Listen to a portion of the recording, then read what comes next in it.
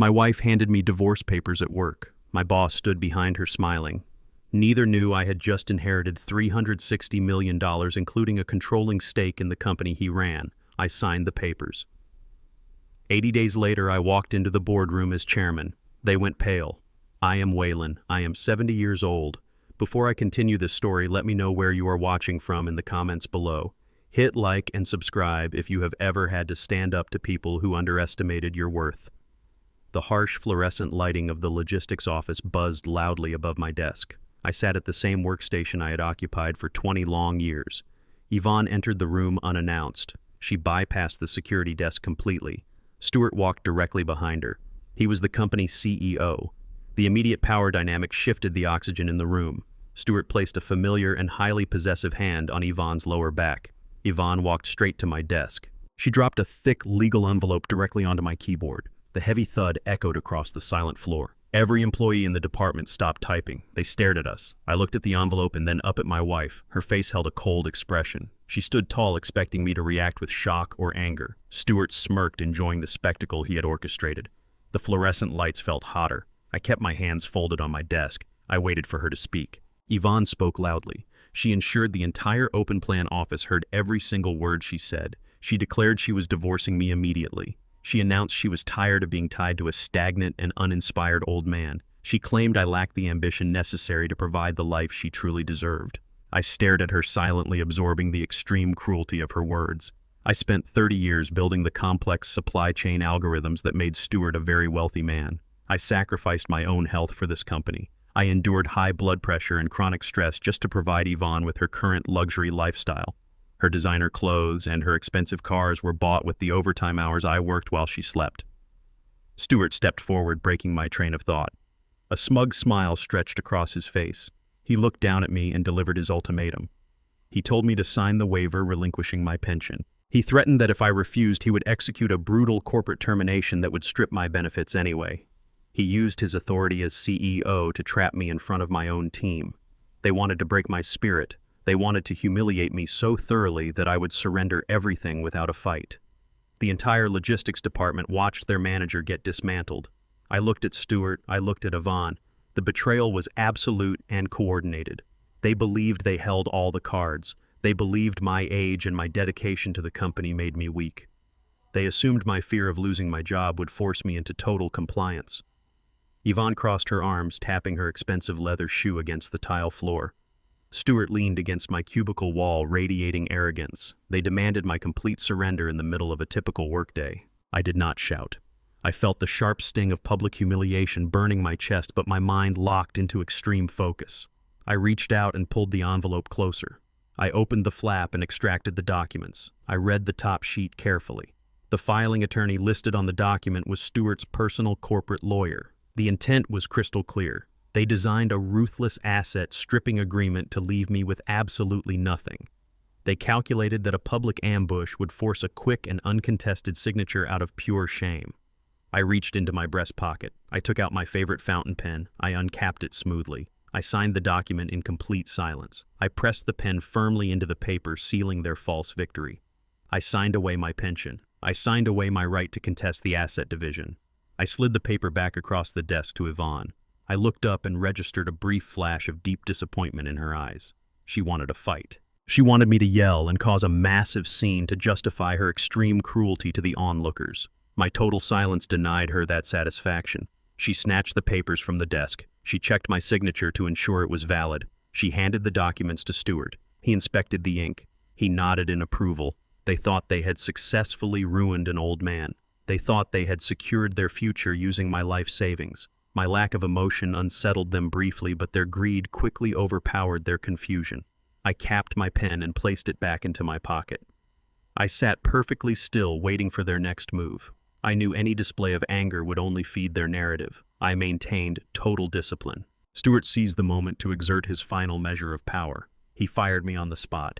He demanded I leave the building immediately without taking any of my personal belongings. He called the security guards over to enforce his command. I stood up from my chair. I straightened my tie and smoothed my jacket, maintaining perfect posture. I turned my back on Stuart and Yvonne.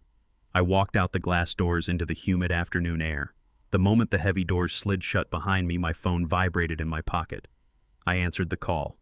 It was Hayes, a high-tier probate attorney. Hayes spoke quickly and clearly. He confirmed the legal transfer was completely finalized. I was now the sole executor of my late and estranged brother's $360 million private equity trust. The immense wealth was officially under my name.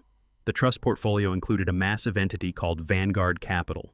Vanguard Capital was the primary debt holder for Stewart's entire logistics company. I now held the financial leash to Stewart's corporate throat.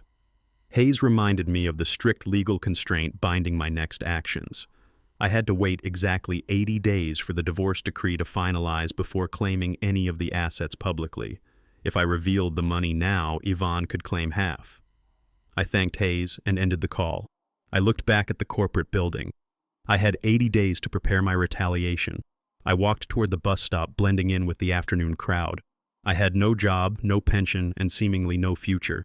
Stewart and Yvonne celebrated their victory in the office above me. They had no idea they had just handed complete control of their lives over to a man with infinite resources and absolute patience. I parked my car in this driveway of the suburban home I paid off a decade ago. The afternoon sun beat down on the manicured lawn I maintained every Sunday. I took a deep breath, staring at the brass numbers I had screwed into the brickwork myself 20 years ago. I walked up the concrete steps and inserted my brass key into the front door. The cylinder refused to turn. I pulled the key out and tried again, pushing my shoulder against the heavy oak. The lock had been completely replaced. The door swung open from the inside. Yvonne stood on the threshold, blocking my path. She wore a smug expression and held a single flimsy cardboard box. I looked inside and saw a handful of my cheapest, oldest shirts and a pair of worn sneakers. She did not offer me my suits or my personal documents. She pushed the box into my chest. She informed me with absolute icy detachment that I no longer lived there. I asked her how she planned to steal a house I bought with my own labor. She smiled and reminded me of the complex tax restructuring scheme she proposed last year. She explained she had seamlessly transferred the entire property deed solely into her name while I was distracted by long shifts at the logistics warehouse. She had used corporate loopholes drafted by Stewart's legal team to legally erase my ownership of the sanctuary I built for us. My name was entirely gone from the county registry. I stood on my own porch looking at the woman who had surgically removed me from my own life. Yvonne crossed her arms and ordered me off the property immediately. She pulled her phone from her designer handbag and threatened to call the police if I did not step off the grass within 30 seconds.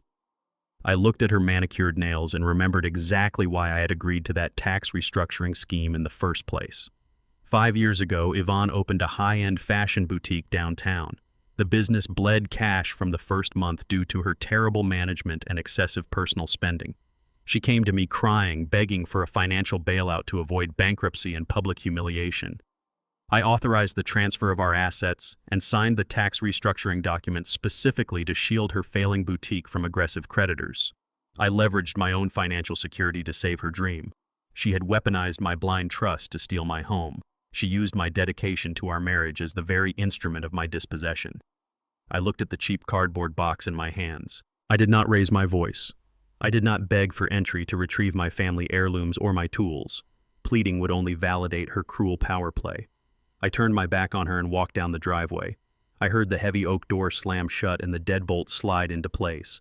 I opened the trunk of my old sedan and placed the cardboard box inside. I closed the trunk with a firm push. The reality of my situation sharpened my focus into a deadly weapon. I climbed into the driver's seat and rolled up the windows. I sat in the stifling heat of the car. I knew Yvonne's arrogance always made her sloppy. She considered me technologically illiterate. She was profoundly mistaken about my capabilities. Sitting in the sweltering heat of my car, I opened my laptop. Yvonne was ruthless, but she was not quick. I knew she would not think to change the home network administrative passwords immediately. I booted up my system and bypassed the basic firewall I had installed myself years ago. I successfully connected to the shared home Wi-Fi directly from the street. I immediately accessed the master router logs and isolated her personal cloud storage drive. I bypassed her rudimentary security questions. I expected to find emails coordinating the divorce with Stewart. I found something far more insidious. I uncovered a hidden encrypted folder labeled simply with a string of numbers. I ran a quick decryption script and opened the main directory. The screen populated with dozens of offshore wire transfer receipts. I cross-referenced the dates and amounts. Yvonne had been systematically siphoning funds from my secondary retirement accounts for the past 4 years. Every time I worked a weekend shift to build my nest egg, she moved chunks of that capital into untraceable digital ledgers. She had bled my retirement dry while sleeping in the bed I bought. I scrolled through the massive digital paper trail.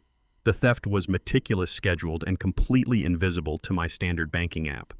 She had utilized a sophisticated financial routing system that required professional execution. Yvonne lacked the financial literacy to manage this level of offshore evasion on her own. She assumed my blue-collar job meant I lacked the intelligence to track her digital footprints. Someone else had built the pipeline for her. I downloaded the entire directory, securing every receipt, every timestamp, and every hidden ledger directly to my own secure cloud server. The evidence was irrefutable. I stared at the screen, letting the magnitude of the calculated theft wash over me completely. My entire retirement was gone. I isolated the final destination of the wire transfers and traced the offshore routing numbers. The accounts did not belong to Stewart or his logistics company. The digital trail led directly to a high-risk venture capital firm. The firm was owned and managed entirely by Logan, my wealthy white son-in-law. Logan had always treated me with barely concealed disdain at family gatherings, mocking my blue-collar work ethic while proudly parading his own self-made wealth. I realized immediately that the betrayal was not just a marital dispute. It was a highly coordinated family effort. Logan had engineered the offshore accounts to help my wife steal my retirement money. He used my own stolen capital to fund his aggressive venture capital investments. My daughter Kendra had married a man who was actively robbing her father, and Yvonne had happily handed him the keys to the vault. The realization did not break me. It crystallized my intent. They viewed me as a slow, obsolete target. They failed to realize I possessed the patience and the tactical mind of a man who spent 30 years untangling global supply chains. I pulled out my phone and opened a secure messaging channel. I sent Hayes a single definitive directive. I typed the message with absolute clarity. Trace Logan's corporate liquidity immediately. Map every asset his firm controls. I sent the message. I turned the ignition of my old sedan and put the car in drive. I drove away from the house I once loved, leaving my past completely behind. I had exactly 80 days to execute my silent adjustment. I was going to dismantle their entire world brick by brick, and they would not see the collapse until it was far too late. I checked into a dilapidated roadside motel on the extreme outskirts of the city. The narrow room smelled heavily of stale cigarette smoke and harsh industrial bleach. The carpet was dangerously frayed near the door, and the neon vacancy sign outside flickered with a persistent, annoying hum that vibrated through the thin walls. I had to maintain the absolute appearance of a completely broke and defeated man. The mandatory 80-day waiting period required by the private equity trust demanded total financial invisibility. Any sudden display of my newly acquired wealth would give Yvonne the legal ammunition she desperately needed to freeze the divorce proceedings and attempt to claim half of the $360 million. I sat on the edge of the sagging mattress and stared at the dark water stains on the ceiling. My phone buzzed against the cheap veneer of the nightstand. The caller ID displayed the name of my daughter Kendra. I answered the call, expecting to hear at least a small fraction of familial concern for my sudden homelessness. Kendra spoke with a forced, high-pitched sweetness that immediately put me on high alert. She asked me to meet for dinner that evening at an exclusive downtown restaurant. She claimed she wanted to act as a neutral mediator to resolve the rapidly escalating conflict between me and her mother. I knew Kendra well enough to recognize a coordinated trap, but I agreed to the meeting. I needed to see exactly where her loyalties truly rested. I put on my oldest faded jacket and walked out into the damp evening air. The maitre d' at the upscale downtown restaurant eyed my worn jacket with immediate visible disdain before leading me to a secluded corner booth. Kendra sat next to her husband, Logan. The massive oak table was already laden with an expensive spread of imported oysters and 2 open bottles of vintage French wine. Logan leaned back against the plush leather upholstery. He was a venture capitalist who always projected a suffocating aura of arrogance. The sleeves of his tailored designer shirt were rolled up just enough to display a brand new platinum watch gleaming under the ambient crystal lighting. Kendra did not stand up to greet me. She did not offer me a hug or a single word of comfort regarding my sudden corporate termination or my brutal residential eviction. She did not ask how I was surviving or where I was sleeping. She simply reached into her expensive designer handbag and produced a thick manila envelope. She slid a secondary legal document across the polished table directly into my hands. I picked up the heavy bonded paper. It was a comprehensive non-disclosure agreement regarding the divorce proceedings mixed with a formal aggressive waiver. The document legally bound me to permanently abandon any future claims for spousal support or financial restitution from Yvonne. They had summoned me to a lavish dinner strictly to ensure I walked away from a 30-year marriage with absolutely nothing. They intended to legally gag me before I could ever vocalize the depth of the betrayal I had suffered. Kendra looked at me with cold calculation. She wanted to secure her mother's financial victory to protect her own eventual inheritance. Kendra folded her manicured hands on the table and bluntly told me I was a severe financial liability to her future. She stated that she and Logan were in the critical stages of launching a highly publicized tech startup. She claimed they simply could not afford the social or financial embarrassment of associating with a fired and broke old man in front of their wealthy investors. I stared at my daughter and felt a deep, hollow ache expand in my chest. Decades ago, I completely emptied my early retirement accounts to pay her exorbitant tuition at an elite private university. I worked grueling double shifts at the logistics warehouse and drove a delivery truck on weekends so she could graduate completely debt-free and start her adult life with a massive advantage. She now chose to repay that ultimate fatherly sacrifice by looking me in the eye and calling me a burdensome anchor.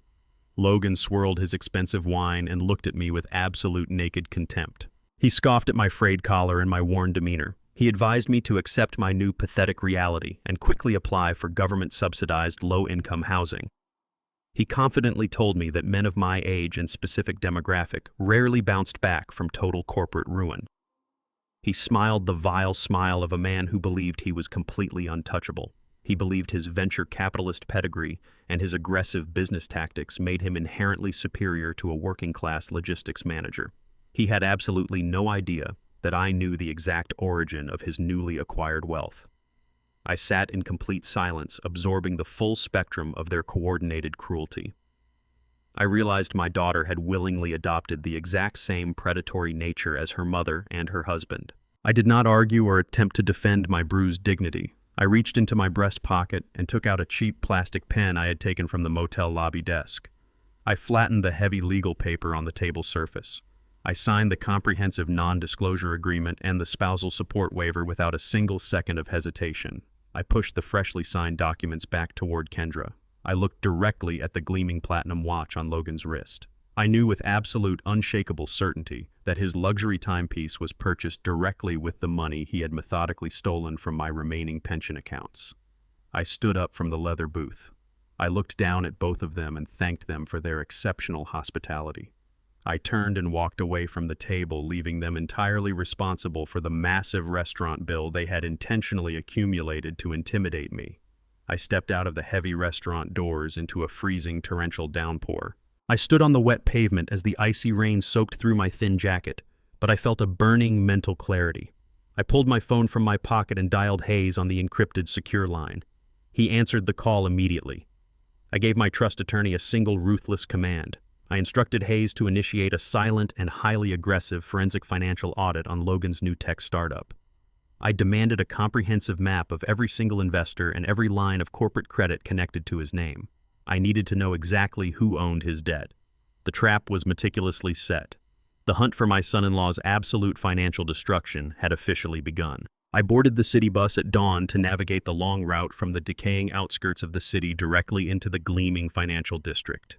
The stark contrast between my dilapidated motel room and the towering glass skyscrapers perfectly mirrored my dual existence. I walked through the revolving doors of Hayes & Partners. The private security detail immediately recognized me from my previous covert visits and escorted me directly to the private elevators. I stepped into the heavily secured boardroom on the 40th floor. The industrial air conditioning hummed quietly against the thick soundproof glass overlooking the city. I took off my faded, rain-soaked jacket and draped it over a high-backed leather chair. I took my rightful seat at the head of the massive mahogany table. Hayes waited for me with absolute professional readiness. He did not offer useless pleasantries.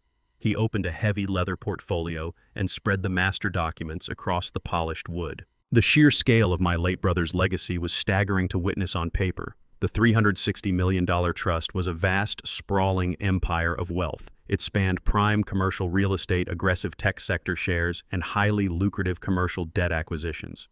My brother had built an invisible fortress of capital, while I spent decades managing logistics on a concrete warehouse floor. I traced my finger over the list of holding companies and offshore derivatives. I possessed the financial leverage to alter reality, but I had to wield this immense power with surgical precision. Hayes slid a specific red-tabbed dossier directly into my line of sight. He tapped a polished silver pen against the header of the document. The file contained a comprehensive commercial debt package wholly owned by Vanguard Capital. Vanguard Capital served as the primary financial arm of my newly acquired trust. I read the corporate filings with mounting intense satisfaction. Stewart's expansive logistics firm was dangerously leveraged. He had aggressively borrowed against his own fleet and his warehouse infrastructure to fund his lavish personal lifestyle and secure his false position among the corporate elite. The ledgers revealed a fatal and immediate vulnerability. Stewart had completely missed his last two major loan payments to Vanguard Capital. The logistics company was operating on borrowed time and entirely fabricated solvency. Hayes looked at me with the sharp, calculated gaze of an apex legal predator. He explained the exact parameters of the commercial contract Stewart had blindly signed years ago. Vanguard Capital possessed the absolute legal authority to initiate an immediate hostile foreclosure. Hayes stated he could draft the necessary injunctions before lunch.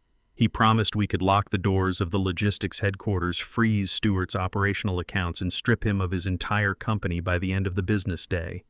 Stewart had publicly humiliated me and stripped away my livelihood in front of my team. Now I held the exact legal instrument required to instantly obliterate his corporate empire. The temptation to authorize the strike burned in my chest. I envisioned Stewart being escorted out of the building he loved by armed federal marshals. I closed the red-tabbed dossier and pushed it firmly back across the mahogany table. I looked Hayes directly in the eyes and completely refused the immediate strike.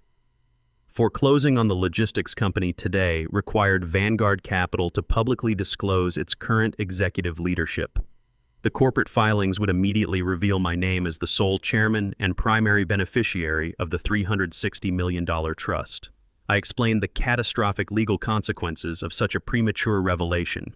If my identity surfaced in any public financial registry, Yvonne and her ruthless divorce attorneys would be alerted instantly. They would immediately file emergency motions to legally halt our pending divorce proceedings. Yvonne would argue to a judge that I had intentionally hidden massive marital assets during our settlement negotiations. She would use the legal system to lay claim to exactly half of my brother's legacy. I refused to let the woman who stole my house and my pension acquire a single cent of this empire. I mandated absolute, unyielding patience. We had to remain completely invisible in the financial shadows. We needed to wait out the remainder of the 80-day waiting period until the judge formally stamped the expedited divorce decree Yvonne had so arrogantly demanded. Once the ink dried on that final legal document, my wealth would be entirely and permanently shielded from her grasp. Hayes nodded in complete agreement, respecting the long-term tactical restraint over the short-term emotional satisfaction. I chose the slow, deliberate suffocation of my enemies over a quick, messy execution. My absolute silence was my strongest shield. Hayes opened a secondary folder and presented a massive, highly urgent complication. Stewart was rapidly preparing to take his logistics company public. He had aggressively scheduled a massive initial public offering in exactly 30 days. The corporate prospectus indicated Stewart intended to generate a staggering influx of public cash from powerful Wall Street investors. Hayes outlined the fatal flaw in our waiting game. If Stewart successfully executed this public offering, he would secure enough liquid capital to immediately pay off the outstanding commercial debt held by Vanguard Capital. He would effectively slip completely out of the financial trap I had inherited. Stewart would solidify his empire, legitimize his fake wealth, and become entirely untouchable by my legal maneuvers. He would marry Yvonne as a victorious corporate titan. I stared at the polished mahogany table, analyzing the rapidly intersecting timelines. The divorce decree required more than a month to finalize, but Stewart's public offering would launch in 30 days. I could not block the offering legally without exposing my ownership of Vanguard Capital. I realized the brutal absolute necessity of my current situation. I had to utterly destroy a multi-million-dollar corporate IPO without leaving a single digital or physical fingerprint. I had to orchestrate the total collapse of Stewart's Wall Street ambitions while sitting in a filthy, smoke-stained motel room on the edge of the city. I looked at Hayes and told him to prepare the acquisition paperwork for the aftermath. I knew exactly how Stewart built his valuation, and I knew exactly how to tear it down. The hunt moved to the shadows. I returned to the suffocating confines of my dilapidated motel room. The neon vacancy sign buzzed relentlessly outside, casting a sickly red glow across the frayed carpet. I sat on the edge of the sagging mattress and flipped open my laptop. The screen illuminated the dark walls. Stewart believed that firing me in front of the entire logistics department eliminated his biggest operational liability. He failed to comprehend a fundamental truth. Severing my formal employment did not erase 3 decades of deep institutional knowledge. I spent 30 years writing and refining the complex foundational logistics algorithms that kept his entire enterprise afloat. I manually mapped every digital artery of the corporate infrastructure. I knew the exact locations of every hidden financial deficit Stewart buried deep within the quarterly reports. I also knew every administrative backdoor I deliberately coded into the architecture for emergency system maintenance. Wall Street underwriters evaluate corporate worth entirely on projected growth and historical data reliability. Stewart was aggressively pitching a fabricated reality to these bankers. He was actively presenting completely falsified shipping volumes and inflated revenue streams to the elite underwriting syndicates to secure a massively bloated initial public offering valuation. He intended to use this fake data to rob public investors and generate the liquid cash required to escape my Vanguard Capital debt trap. I opened my command terminal and initiated a secure connection sequence. I was not a hostile hacker breaking down external firewalls. I was the original system architect walking silently through the digital front door with the master keys Stewart never realized I possessed. I prepared to systematically dismantle his million-dollar illusion. I bypassed the primary corporate security grid without triggering a single internal administrative alarm. I did not access the main operational databases where monitoring software actively tracked user behavior. Instead, I directed my terminal to a highly compartmentalized ghost server running silently parallel to the main corporate network. I built this specific redundant architecture exactly a decade ago, specifically to bypass Stewart's incompetent and chaotic micromanagement style. In the winter of 2018, a massive catastrophic server crash threatened to completely obliterate the company's entire historical shipping log. Stewart panicked and locked himself in his executive suite, refusing to answer the phone. I quietly engaged this exact ghost server. I restored the entire network architecture overnight and saved the logistics firm from total systemic bankruptcy. Stewart emerged the next morning and boldly took full public credit for the miraculous recovery during a glowing press conference. He never knew the ghost server actually existed, and he certainly never knew I kept it continuously active. I pinged the hidden server and authenticated my legacy administrative credentials. The system granted me instantaneous and unrestricted access to the raw operational data streams. I initiated a massive secure extraction protocol. I downloaded the unedited disastrous shipping logs directly onto my encrypted local drive. The real operational numbers were absolutely catastrophic. The genuine ledgers exposed a massive sustained drop in actual freight volume spanning the last 18 consecutive months. The data definitively proved Stewart was operating a hollow shell company. He was bleeding capital while actively committing massive federal financial fraud to prop up his impending initial public offering. I watched the progress bar hit 100% as gigabytes of damning corporate evidence transferred into my exclusive possession. I had the absolute truth locked safely on my hard drive. I just needed to deliver it to the right audience without revealing my identity. I could not simply email the extracted documents from my own computer. Any direct transmission originating from my personal internet protocol address would immediately identify me as the corporate whistleblower. It would expose my hand long before the 80-day divorce waiting period expired. I needed a completely untraceable proxy to deliver the fatal blow. I closed the connection to the ghost server and opened a new terminal window. I shifted my focus away from Stewart's logistics firm and targeted Logan's newly minted tech startup. Logan loved to boast about his cutting-edge venture capital tech firm, but his cybersecurity protocols were shockingly amateur. During a family dinner last year, Logan forced me to look at his new platform architecture on his tablet while mocking my outdated logistics software. I spotted a glaring structural vulnerability in his external routing configuration within seconds. I kept that information to myself. I now exploited that exact weakness. I routed my secure connection directly through the unsecured backdoor of Logan's startup servers. I established a localized proxy that masked my true location and adopted Logan's corporate digital signature as my own. I carefully packaged the damning, unedited shipping logs into a highly compressed, encrypted file. I drafted a concise, anonymous email detailing the exact nature of Stewart's financial fraud. I attached the massive data file to the message. I addressed the email directly to the lead Wall Street underwriters and the primary banking syndicate currently managing Stewart's multi-million-dollar initial public offering. I routed the transmission out through Logan's server grid. I effectively turned my arrogant son-in-law into the ultimate digital scapegoat. I severed the connection and wiped my localized cache. The evidence of massive corporate fraud was now sitting in the inbox of the most powerful financial regulators on Wall Street, and the origin point pointed directly at Logan. The fallout from the data leak was absolutely instantaneous and catastrophically brutal. I woke up the next morning to the relentless buzzing of the neon sign outside my window. I opened my laptop and loaded the primary financial news networks. Stewart's face was plastered across the front page of every major business publication. The lead Wall Street underwriters had immediately and publicly halted Stewart's highly anticipated initial public offering prior to the opening bell. The banking syndicate issued a scathing press release citing severe metric discrepancies and catastrophic irregularities in the provided shipping volume data. The public exposure triggered immediate investor panic. Stewart's corporate value plummeted instantly. The hollow shell of his logistics empire cracked open for the entire financial world to witness. I watched the live broadcast as market analysts ruthlessly dismantled his fabricated revenue projections.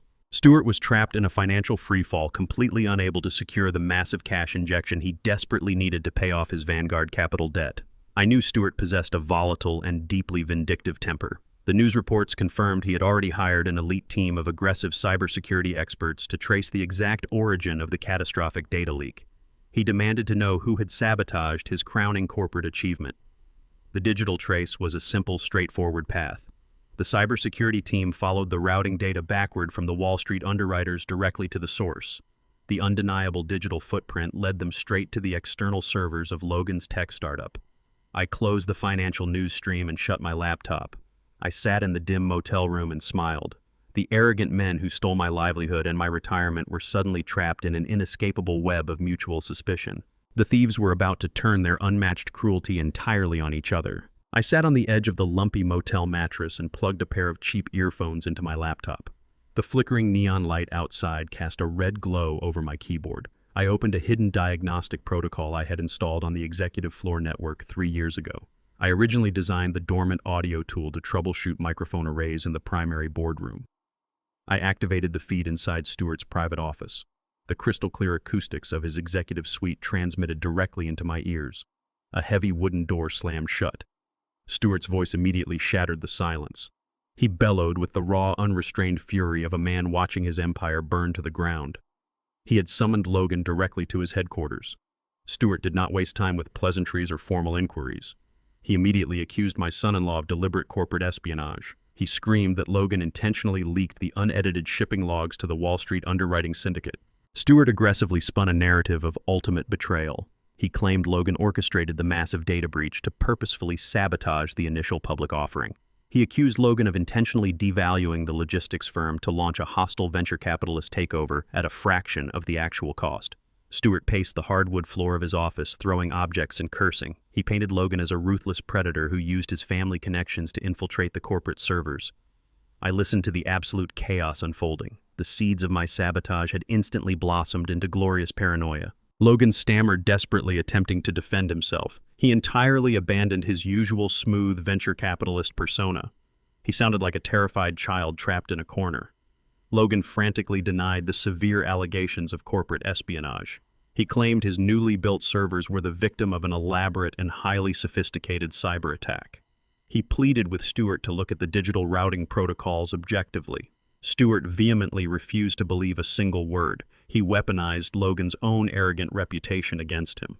Stewart cited Logan's extensive history of predatory acquisitions and his inherently cutthroat nature. He yelled that a venture capitalist never experiences a convenient hack right before a multi-million-dollar corporate valuation. A third voice suddenly entered the fray. Yvonne was present in the executive suite.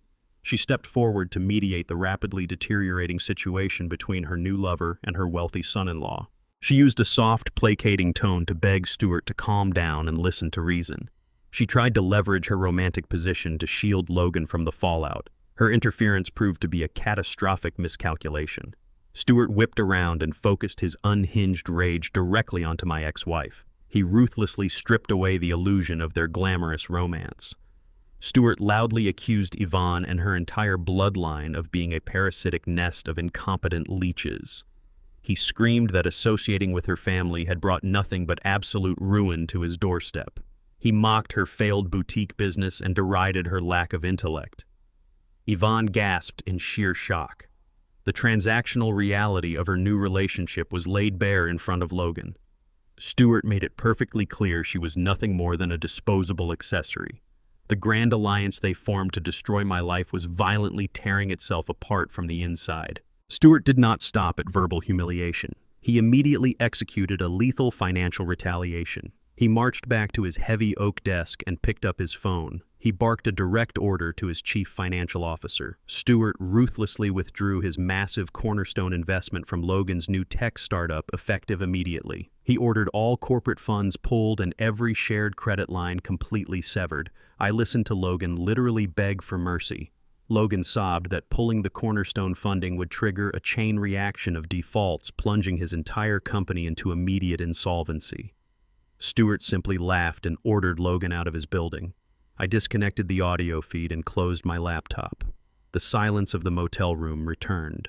10 minutes later, my personal cell phone began to ring loudly. The caller ID displayed Kendra's name. I answered the call. My daughter was completely hysterical. She screamed into the receiver with a frantic, unhinged energy.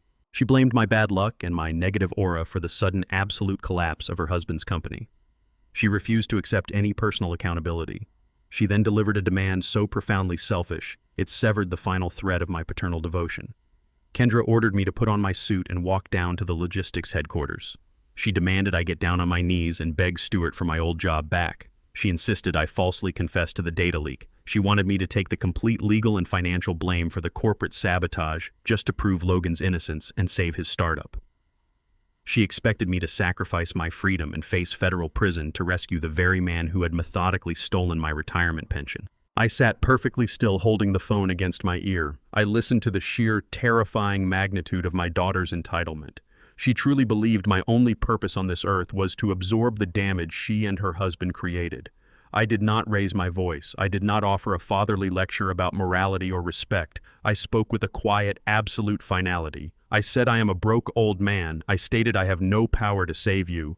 Kendra gasped. She expected me to instantly fold under her emotional manipulation. She quickly pivoted to her ultimate weapon. She shrieked that if I did not fix the situation immediately, she would permanently ban me from ever seeing my grandchildren again. She threatened to completely erase me from their lives. I felt the cold, clinical detachment of a surgeon preparing to cut out a necrotic tumor. I did not respond to her threat. I pulled the phone away from my face and ended the call. I severed the connection completely. I placed the device on the cheap laminate nightstand and picked up my encrypted secondary phone. I dialed Hayes directly. The attorney answered on the first ring. I did not offer any greetings. I delivered a single, unyielding directive. I told Hayes to buy Logan's remaining startup debt today. I ordered him to become his sole creditor. The time for waiting in the shadows was drawing to a close. The preliminary sabotage was complete. I was preparing to crush my son-in-law with the full crushing weight of his own financial arrogance. Day 60 of the waiting period arrived with a bitter chill. I walked up the wide concrete steps of the county courthouse. I wore an old frayed suit I had purchased over a decade ago. The cuffs were visibly worn. The fabric hung loosely on my frame. I needed to project the absolute image of a broken and entirely defeated man. I entered the mediation room. The air was sterile and cold. I sat alone at the massive table for 10 minutes. The heavy wooden doors finally swung open. Yvonne entered the room. She was draped head to toe in aggressive designer brands. She carried a pristine leather handbag that cost more than my first car. Two ruthless corporate lawyers flanked her. Stewart had paid top hourly billing for these specific attack dogs. They wore bespoke Italian suits and carried thick legal binders. They sat down across the long table and looked at me with absolute naked disgust. They saw a discarded warehouse manager clinging to the final shreds of a ruined life. Yvonne did not even offer a greeting. She looked at my worn collar and sneered. She radiated a toxic combination of triumph and utter contempt. She believed she was moments away from shedding dead weight and ascending to the absolute peak of high society with Stewart. I kept my hands folded on my lap. I maintained a blank, subservient expression. They had completely bought into the illusion. They were entirely ready to slaughter a lamb. They had no idea they were walking directly into a perfectly constructed trap. The lead corporate attorney did not waste a single second. He aggressively slammed a thick stack of settlement documents onto the center of the table. He presented the terms with the rapid, ruthless cadence of an executioner reading a final sentence. They demanded I completely surrender any remaining legal claim to the suburban house. They demanded the titles to both vehicles. They demanded the entirety of our joint savings accounts. The settlement effectively stripped away 30 years of shared marital assets in a matter of seconds. They left me with a solitary personal checking account holding exactly $1,800. I looked at the specific clause surrendering the house. I remembered being 30 years old and working brutal back-to-back night shifts unloading heavy freight trucks in the freezing rain. I destroyed my lower back and sacrificed my youth just to scrape together the down payment for that specific piece of property. I built that sanctuary with my own blood and sweat. Yvonne sat across the table and confidently claimed she deserved the entire property due to her intensive emotional labor during our marriage. She genuinely believed her mere presence in my life entitled her to completely devour the fruits of my lifelong physical destruction. She viewed my labor as her birthright. The attorneys slid a silver pen across the table. They demanded I sign away my past, my present, and my future. They expected me to fight. They expected a pathetic display of begging or a futile argument regarding fairness. I looked at the staggering inequity of the legal document. It was a masterpiece of corporate greed designed to leave me entirely destitute and homeless. I played my part flawlessly. I physically slumped my shoulders and let out a long, trembling sigh. I looked down at the mahogany table, projecting the exact image of a man who had entirely given up the will to live. I picked up the silver pen. I did not utter a single word of protest. I signed my name on the first waiver. I signed the second waiver surrendering my vehicles. I signed the third waiver abandoning the joint savings accounts. I signed away my entire material life with a steady hand. The lawyers exchanged a quick look of complete surprise. They had billed Stewart for a long, drawn-out legal battle. They were stunned by my rapid compliance. I handed the stack of signed documents back to the lead attorney. I asked the mediator for only one single concession. I kept my voice low and pathetic. I stated I simply wanted this nightmare to be over immediately. I requested an expedited final decree. I told the room I just wanted to take my remaining $1,000 move out of state and find a quiet trailer park where I could die in peace.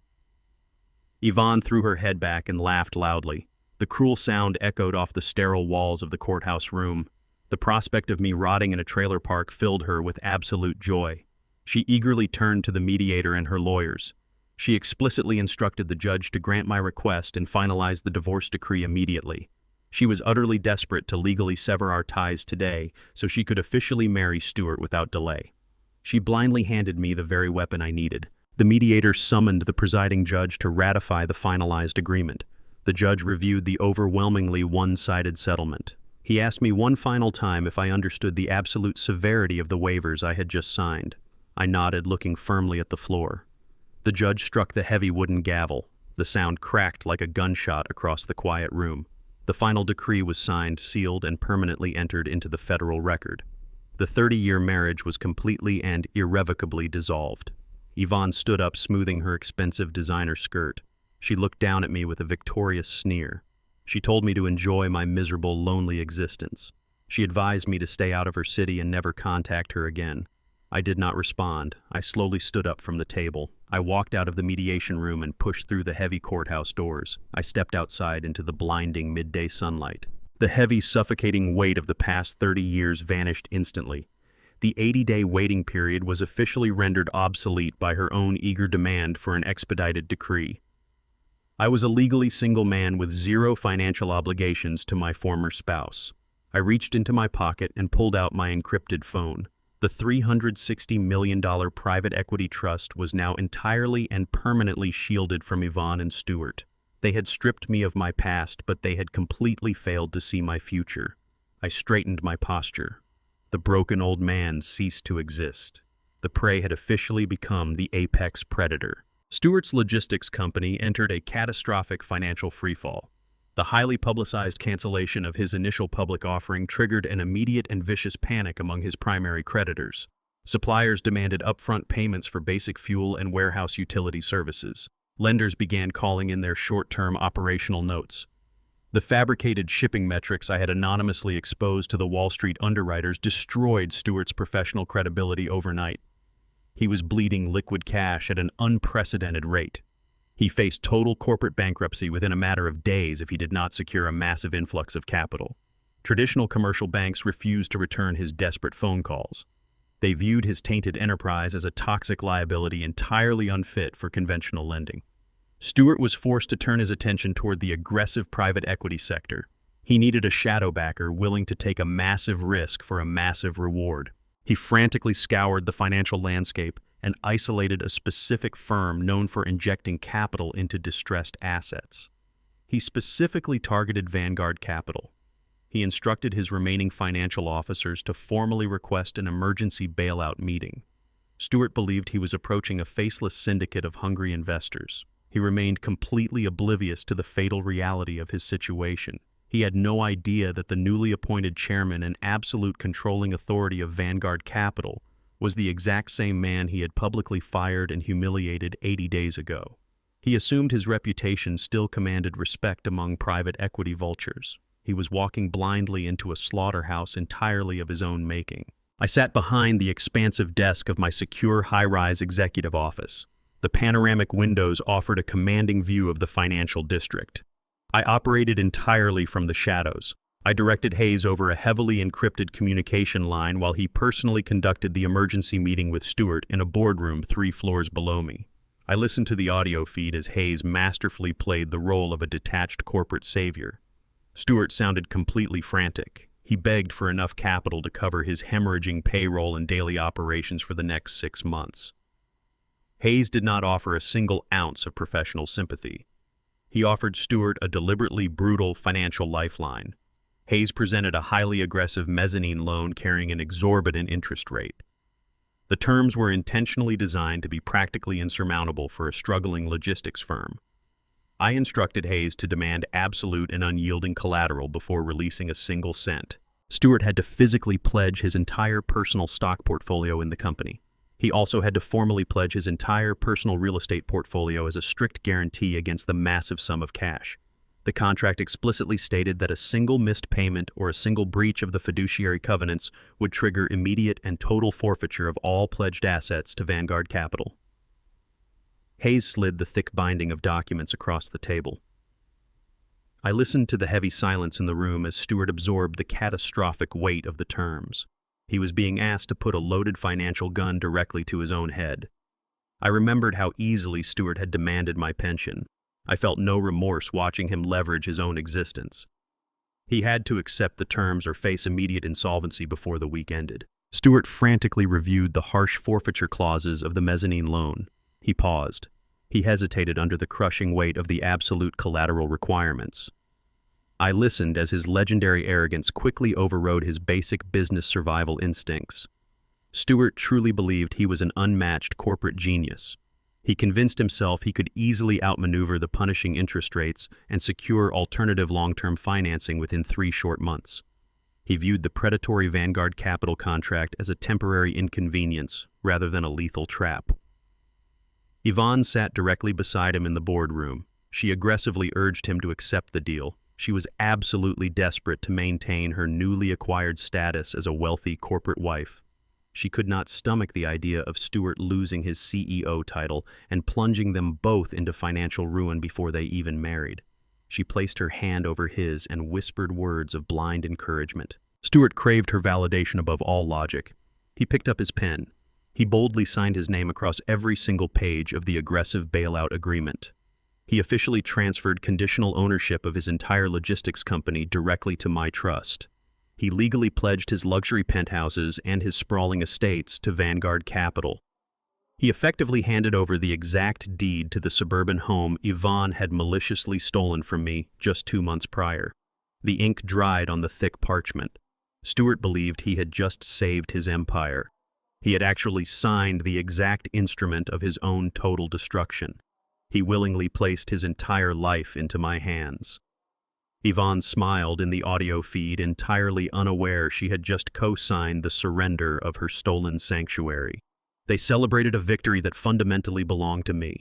The massive cash injection hit Stewart's operational accounts by the end of the business day. He immediately utilized the funds to silence his aggressive creditors and stabilize his plummeting logistics network. He felt entirely invincible. He viewed the Vanguard Capital bailout as a triumphant personal victory over the Wall Street underwriters who had rejected his initial public offering. Stewart decided to celebrate his survival with an extravagant display of corporate dominance. He authorized the planning of a massive opulent gala at the most exclusive hotel in the city. He intended to pack the grand ballroom with his remaining investors and local politicians to project an image of absolute unshakable stability. He also planned to use the high-profile event to publicly announce his formal engagement to Yvonne. He wanted the entire city to witness his power and his newly secured future. Hayes walked into my executive office later that evening. He carried the heavy leather binder containing the fully executed mezzanine loan agreements. He placed the documents directly onto my desk. I ran my fingers over Stewart's bold, frantic signatures. I opened my personal wall safe and locked the master contracts securely inside the steel vault. The legal trap was completely armed and primed to snap shut the moment I decided to pull the trigger. I picked up my phone and called a master tailor. I ordered a completely bespoke Italian suit tailored to absolute perfection. I required the armor of a true titan for the final public confrontation. It was time for me to attend a party. I intended to let Stewart build his grand stage. I intended to let him gather his entire audience. I was going to turn his glorious celebration into a definitive public execution. Before I stepped into the blinding lights of Stewart's grand corporate gala, I needed to completely neutralize the traitors sharing my own bloodline.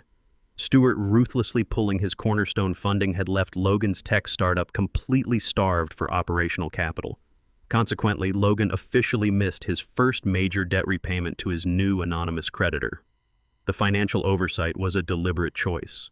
Logan remained entirely unbothered by the looming catastrophic deadline. He possessed the deeply ingrained arrogance of a man who had never faced a consequence he could not simply talk his way out of.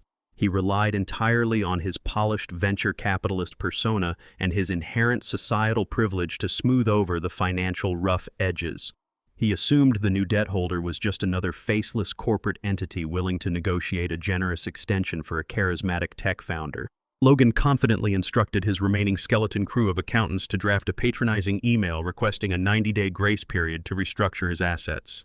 He sat in his luxury condominium sipping expensive espresso, believing a quick phone call and a few empty promises of future equity would easily secure his financial salvation. He remained completely oblivious to the lethal reality of his situation. Vanguard Capital now held the exclusive legal rights to his commercial paper.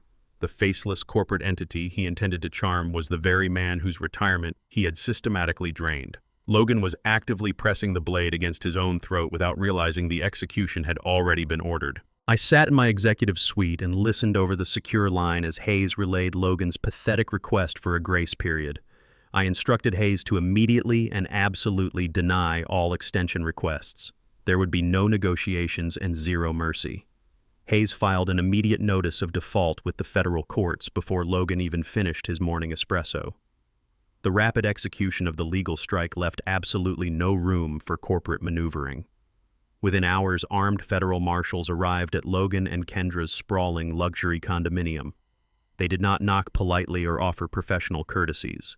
They breached the front doors and presented the immediate seizure orders directly to my son-in-law. They systematically began freezing Logan's personal and business accounts, locking him entirely out of his own fabricated wealth. Kendra stood in the center of her massive living room watching in absolute visceral horror as the armed marshals began placing neon auction tags on her expensive designer furniture. During the first year of their marriage, Kendra constantly mocked my strict financial frugality. She would sit at my modest kitchen table and roll her eyes at my disciplined budget, claiming I possessed a pathetic poverty mindset. She aggressively boasted that her brilliant husband understood how to intelligently leverage modern wealth to build an empire, while I was just a fearful old man hoarding pennies. She worshipped the dangerous concept of extreme financial leverage. Now she was watching that exact same leverage physically crush her entire existence. The marshals confiscated the keys to their leased luxury vehicles and ordered them to vacate the premises by the end of the business day. The glamorous facade they built using my stolen pension evaporated into thin air, leaving them with absolutely nothing but the clothes on their backs. They were officially bankrupt. Homeless, panicked, and entirely stripped of their elite social status, Kendra and Logan packed a single suitcase and drove their last remaining rental car toward the decaying outskirts of the city. They headed directly for the dilapidated motel where they firmly believed I was still rotting away. Their absolute desperation did not spark a single ounce of genuine remorse or humility. Instead, they hatched a sickening plan during the tense drive. Kendra intended to ruthlessly manipulate her broke old father into taking out a series of predatory high-interest payday loans. She planned to exploit my ruined credit to secure temporary housing and buy them expensive takeout food until Logan could manipulate another wealthy venture capital firm to back his failed enterprise. They felt entitled to my absolute sacrifice. They arrived at the filthy parking lot and marched up to the peeling door of my former room. Kendra banged her fist against the cheap wood, demanding I open the door and fulfill my mandatory paternal obligations. When the door remained shut, Logan aggressively kicked the frame, screaming my name. The commotion drew the attention of the night manager. He walked out of the main office, wiping grease from his hands. He looked at the two panicked elites standing in the middle of his ruined courtyard with sheer disdain. He bluntly informed them that the pathetic old man they were looking for had officially checked out weeks ago and left no forwarding address. Kendra refused to believe him. She shrieked that I had to be hiding inside, too ashamed to face her. The manager simply shook his head and retreated back into his office, returning a moment later holding a specific item I had left explicitly for them. The motel manager handed Kendra a heavy sealed manila envelope bearing Logan's name in bold black ink. Kendra ripped open the seal, expecting to find a pathetic apology letter or a few crumpled $20 bills I had supposedly left behind out of overwhelming fatherly guilt. Instead, she pulled out a massive stack of heavily bound legal documents. It was the complete, flawless forensic audit of their offshore financial network. Logan snatched the papers from her trembling hands. His eyes darted across the pages as all the blood instantly drained from his face. The audit detailed the exact dates, routing numbers, and hidden internet protocol addresses Logan had utilized to systematically siphon and steal my entire retirement pension. Every single hidden transaction was documented with absolute surgical precision, leaving absolutely zero room for legal deniability. Attached directly to the front of the damning audit was a formal notice of intent from Vanguard Capital to pursue immediate federal wire fraud and grand larceny charges. The legal document outlined a mandatory minimum federal prison sentence for the sheer magnitude of the corporate theft. Logan stared at the filthy motel parking lot, struggling to breathe as his chest heaved in terror. The terrifying reality of the situation finally pierced through his impenetrable arrogance. He realized the connection between his stolen capital and the firm currently destroying his life. The broke warehouse manager he had gleefully robbed was never a helpless victim. I was the silent, invisible architect of their total destruction. Logan dropped the heavy audit onto the cracked pavement, realizing he was completely trapped with nowhere left to run. The hunters had become the hunted, completely paralyzed by the overwhelming magnitude of their incoming federal prosecution. The night of Stewart's corporate gala arrived with an unseasonable chill. The grand ballroom of the city's most historic hotel was entirely transformed to reflect the bloated ego of its host. Stewart spared absolutely no expense to project an illusion of total financial invincibility. Towering ice sculptures carved into the shape of cargo ships dominated the buffet tables, while sheer silver drapery masked the mahogany walls. The city's financial elite mingled beneath massive crystal chandeliers. They held delicate flutes of imported champagne and exchanged empty corporate pleasantries. Stewart stood dead center in the massive room, radiating an aggressively false confidence. He wore a velvet dinner jacket and loudly boasted to a circle of remaining investors about his triumphant survival and impending market dominance. He firmly believed the predatory mezzanine loan he signed was merely a temporary stepping stone to greater wealth. Yvonne clung tightly to his arm, perfectly playing the role of the victorious corporate wife. She wore a cascading silk gown that easily cost more than my entire annual salary during my final year managing the warehouse floor. She tossed her head back and laughed at jokes she did not understand, completely intoxicated by her proximity to fabricated power. They stood together in the glittering light, entirely convinced they had outsmarted the universe and secured their elite status. They were completely blind to the reality that every drop of champagne they consumed and every square inch of the ballroom they rented was currently financed by my direct authorization. I did not sneak into the hotel through the service entrance or bypass the loading docks like a discarded employee seeking petty revenge. I arrived at the Grand Portico in a sleek black chauffeur-driven town car. I stepped onto the pavement wearing the bespoke Italian suit I commissioned specifically for this exact execution. The dark, tailored fabric fell flawlessly across my shoulders and projected an aura of absolute, uncompromising authority. I walked up the marble steps and straight toward the main double doors of the ballroom. I did not walk alone. Hayes walked sharply at my right side, radiating predatory legal menace. 4 senior corporate auditors flanked us in perfect synchronization. They carried heavy leather briefcases packed with the executed mezzanine loan contracts, the formal forfeiture clauses, and the finalized deed transfers. We moved with the coordinated precision of a tactical strike team. The heavy mahogany doors swung open to reveal the glittering spectacle inside. A private security detail immediately spotted our formation. Stewart had hired an elite protective force to ensure no unwanted press or angry creditors crashed his triumphant celebration. 3 massive men in dark suits stepped forward instantly, forming a physical barricade across the primary threshold. The head of security placed a thick hand on my chest. He coldly instructed me to turn around and vacate the premises, stating this was a strictly private event. He looked at me with the aggressive boredom of a man accustomed to tossing out common trespassers. He had absolutely no idea he was attempting to physically block the sole legal owner of the entire corporate entity paying his hourly wages. I did not blink or step backward. I simply turned my head slightly and nodded to Hayes. Hayes stepped swiftly ahead of me and produced a thick stack of papers from his inner breast pocket.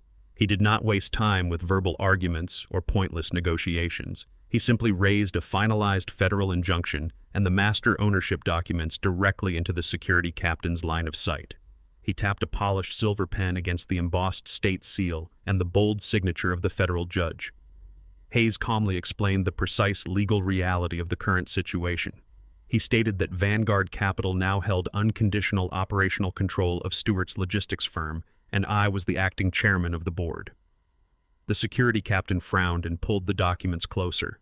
I watched his eyes scan the aggressive forfeiture clauses and the undeniable federal stamps. The color instantly drained from his weathered face. His aggressive posture collapsed entirely as he realized the catastrophic legal implications of physically touching his new employer. He immediately stepped aside and sharply instructed his men to stand down and clear the path. We walked through the breach and stepped onto the polished marble floor of the ballroom. I walked down the center aisle with slow, deliberate steps. The massive, heavy briefcases carried by the auditors clicked rhythmically against their sides. The string quartet playing on the elevated stage noticed the sudden shift in the room's atmosphere, and their music faltered into a discordant screech before dying out completely. The sudden silence was deafening. The dense crowd of corporate elite naturally parted to create a wide path, recognizing the raw authority radiating from our formation. Yvonne turned around to locate the source of the sudden disruption. Her eyes locked directly onto mine. Her jaw went slack. The crystal champagne flute slipped through her trembling fingers and shattered violently against the marble floor. The sharp sound of shattering glass snapped Stewart out of his boastful trance. He turned and spotted me standing in the center of his opulent illusion. His face instantly flushed a dark, dangerous red. He completely abandoned his carefully cultivated image of a refined executive and charged forward like a wounded animal. Stewart closed the distance between us with his fists clenched tightly at his sides. He stopped inches from my face, breathing heavily and radiating pure hatred. He demanded to know how a pathetic fired warehouse manager managed to bypass his expensive security detail. He screamed that I was completely out of my mind and violently threatened to have me arrested for criminal trespassing and corporate harassment. He ordered me to turn around and crawl back to whatever filthy hole I had crawled out of. He desperately expected me to cower or engage in a pathetic shouting match in front of his wealthy peers to prove his dominance. I did not raise my voice. I did not offer a single word of explanation or justification for my presence. I looked directly into his bloodshot eyes with the absolute cold detachment of a man holding all the cards. I simply stepped sideways and walked past him as if he were entirely invisible. I left Stuart standing frozen in the middle of the aisle, screaming at my back. I ascended the carpeted stairs of the main stage. I walked directly to the podium and firmly gripped the edges of the wooden stand. I reached out and took the microphone from the stand. The high-pitched feedback echoed sharply across the massive room. Hundreds of silent faces stared up at me, waiting for an explanation. I looked down at Stuart and Yvonne. The absolute destruction of their fabricated empire was about to be broadcast live. I tapped the steel mesh of the microphone with my index finger. A sharp, piercing whine of audio feedback sliced through the grand ballroom, instantly silencing the low hum of corporate chatter. Hundreds of faces turned toward the elevated stage. I adjusted the microphone stand and looked out over the sea of bespoke suits and designer gowns. The absolute silence was intoxicating. I announced to the room with a deep, calm clarity that echoed off the vaulted ceilings and bounced against the massive ice sculptures that I sincerely apologized for the abrupt interruption to their evening. I stated that my former employer had invited them all here tonight to celebrate the miraculous survival of his logistics empire and promised them stability and continued market dominance. I paused and let my gaze settle directly on Stuart, who was still frozen in the center aisle. I informed the elite crowd that he had intentionally omitted a crucial foundational detail from his celebratory speech. He no longer owned this company. The collective gasp from the crowd swept through the room like a sudden draft of freezing air. I watched the initial confusion ripple through the ranks of investors and local politicians. They looked from me to Stuart, expecting him to immediately shut down what appeared to be a disgruntled employee's pathetic prank. Stuart's face shifted from dark red to a sickly pale white. He finally realized the absolute gravity of the man standing on his stage holding the microphone. Stuart snapped out of his paralyzed state and began screaming at the top of his lungs. He frantically ordered the sound technicians to immediately cut the audio feed and kill the stage lights. He waved his arms wildly, demanding his security detail physically remove me from the premises. His desperate commands fell on deaf ears. I watched from the stage as Hayes casually stepped into the elevated tech booth at the back of the ballroom. He smoothly flashed the unconditional ownership mandate directly into the faces of the terrified audiovisual crew. The technicians stepped away from their mixing boards, entirely unwilling to cross the legal authority of Vanguard Capital. The audio remained crystal clear, and the spotlights stayed firmly locked on my position. I gripped the wooden edges of the podium and introduced myself. I did not introduce myself as the discarded warehouse manager who spent 3 decades writing their operational algorithms. I formally introduced myself as the primary beneficiary of a $360 million trust and the newly appointed chairman and majority shareholder of Vanguard Capital. I raised my hand and signaled Hayes in the tech booth. The massive projection screens hanging behind the stage instantly flickered to life. I bypassed the corporate slideshow Stuart had prepared and replaced it with high-resolution scans of the executed mezzanine loan contracts. The 50-foot screens illuminated the room with the undeniable truth. The audience openly gasped as Stuart's frantic, arrogant signature appeared directly beneath the absolute forfeiture clauses. I read the brutal legal text aloud for the entire room to hear. I detailed exactly how Stuart had willingly pledged his personal stock, his commercial equity, and his entire private real estate portfolio to my firm. I announced that due to a deliberate breach of the primary fiduciary covenants, Stuart's company and his homes were now legally my absolute property. I did not stop the execution at the predatory loan agreement. I intended to utterly obliterate any remaining shred of his professional credibility. I signaled Hayes a second time. The massive screens behind me shifted from the legal contracts to a complex digital spreadsheet. I projected the true, unedited shipping logs I had extracted from the hidden ghost server weeks ago. I systematically exposed Stuart's fabricated operational metrics to the room full of heavy-hitting investors and corporate stakeholders. I broke down the raw data with the surgical precision of the man who originally designed the entire system.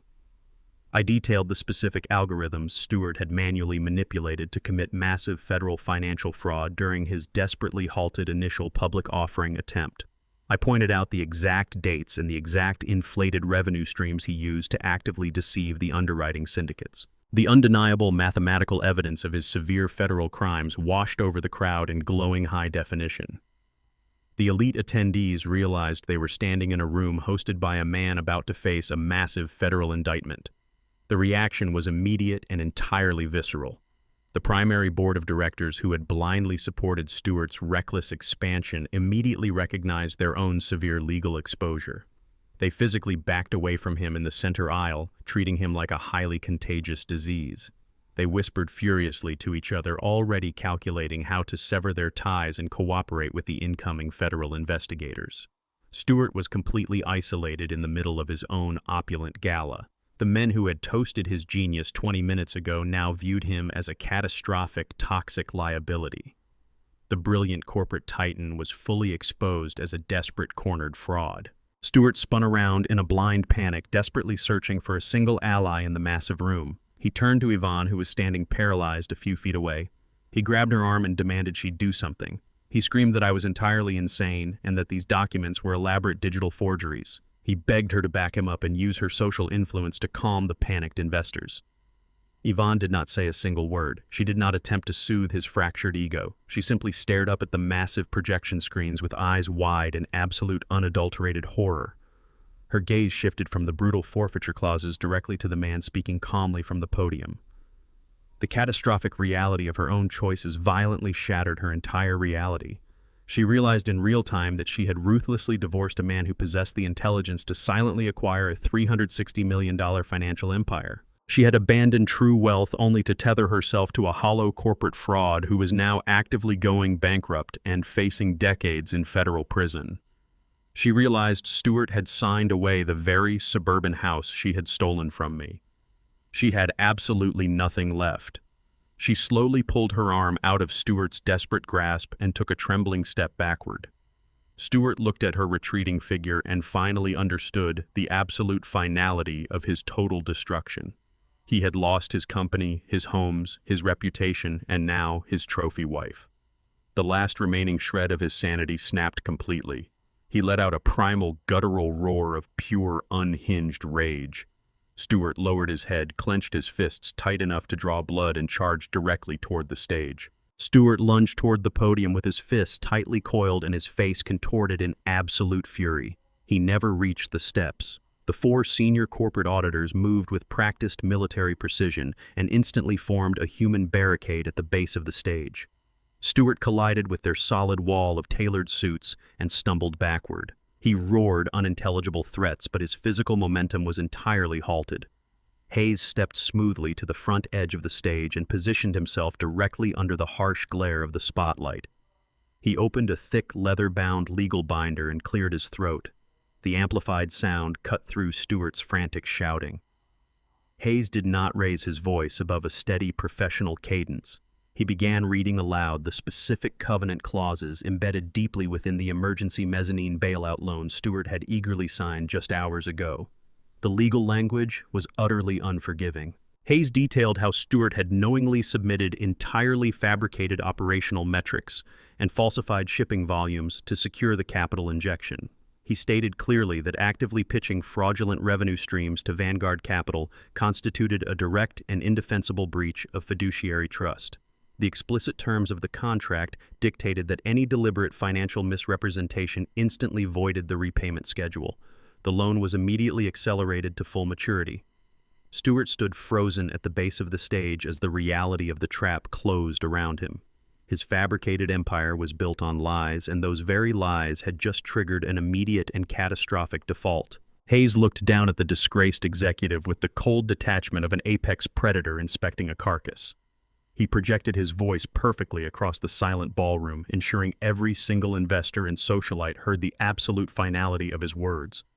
Hayes explained clearly that because Stewart blatantly violated the strict terms of the collateral agreement before the ink was even dry on the parchment, Vanguard Capital was executing an immediate hostile takeover.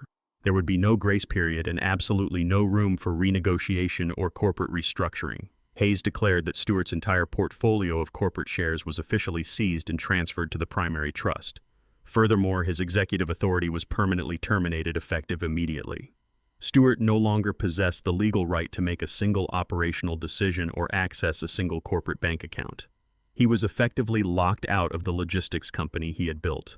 Hayes then delivered the final crushing blow. He turned the page of his heavy binder and read the real estate forfeiture addendum. Stewart had blindly guaranteed the massive loan with his own private holdings. Hayes announced that Stewart's luxury penthouses, his sprawling corporate estates, and his entire personal real estate portfolio were now the exclusive legal property of Vanguard Capital. This completely encompassed the suburban sanctuary Stewart and Yvonne had ruthlessly stolen during the divorce proceedings. The house I bought with 3 decades of broken sleep and physical labor was officially back under my absolute control. Stewart swayed on his feet as the sheer magnitude of his absolute ruin washed over him. He was no longer a wealthy corporate titan or a respected logistics pioneer. He was a legally destitute man facing immediate federal prosecution for massive wire fraud. I stood silently under the podium and looked down at the broken man shivering at the base of the stage. Exactly 80 days ago, Stewart had stood on a concrete warehouse floor and publicly humiliated me in front of the entire logistics department I had dedicated my life to managing. He had coldly stripped away my livelihood and mocked my decades of loyalty. Now our positions were entirely and permanently reversed. I did not gloat or scream. I simply turned my attention toward the private hotel security team stationed by the main double doors. They had witnessed the undeniable transfer of power and understood exactly who commanded the room. I raised my hand and issued a single calm directive. I ordered the security captain to physically strip Stewart of his corporate credentials and escort him off my premises immediately.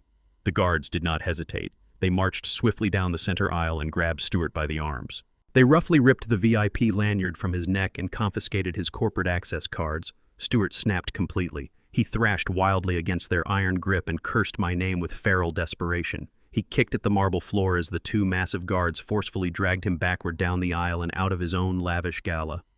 The heavy wooden doors slammed shut behind him, severing his existence from the high society he so desperately craved. The ballroom erupted into absolute chaos the moment the doors closed.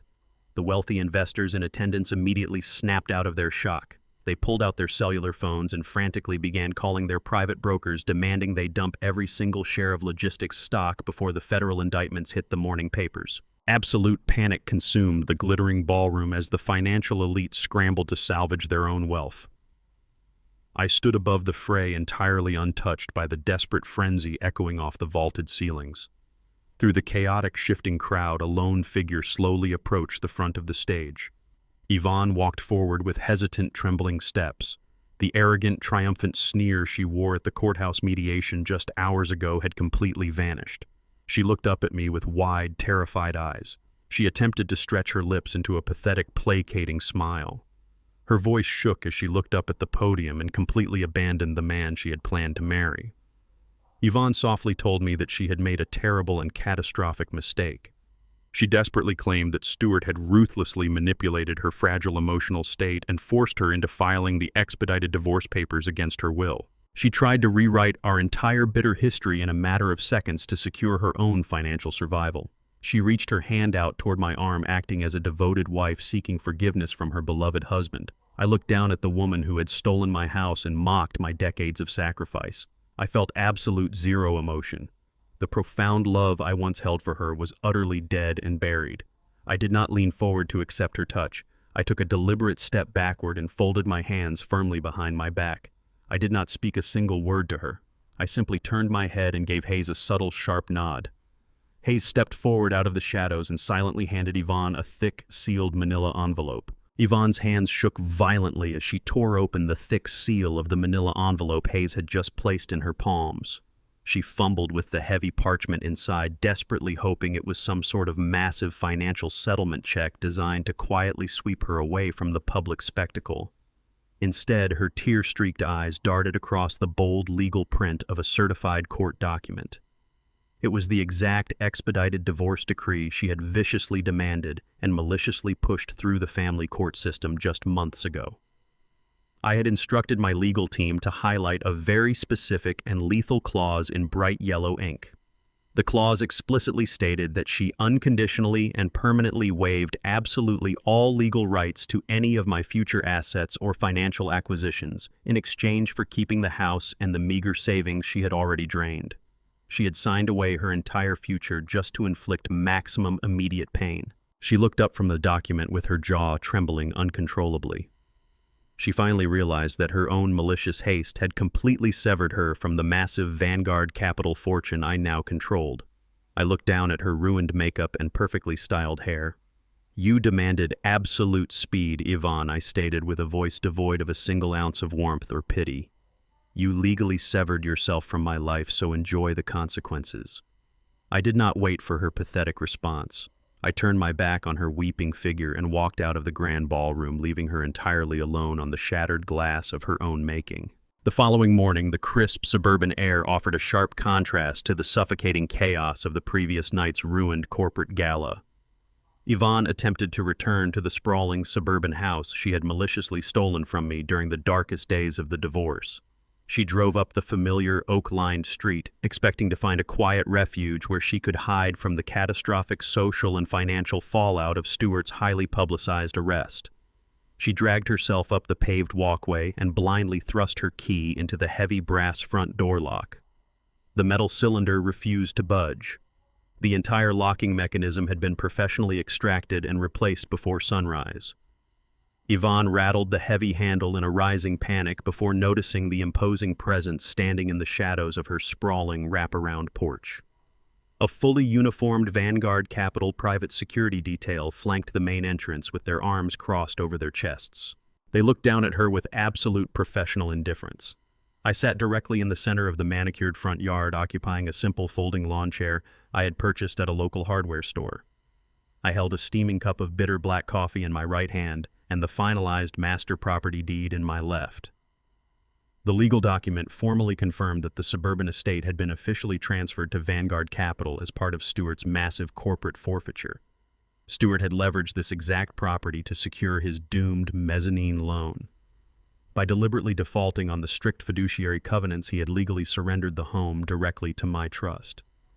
I took a slow, deliberate sip of the dark coffee and watched the blood completely drain from Yvonne's pale face as she realized she was physically locked out of her stolen sanctuary. Yvonne completely lost her remaining composure.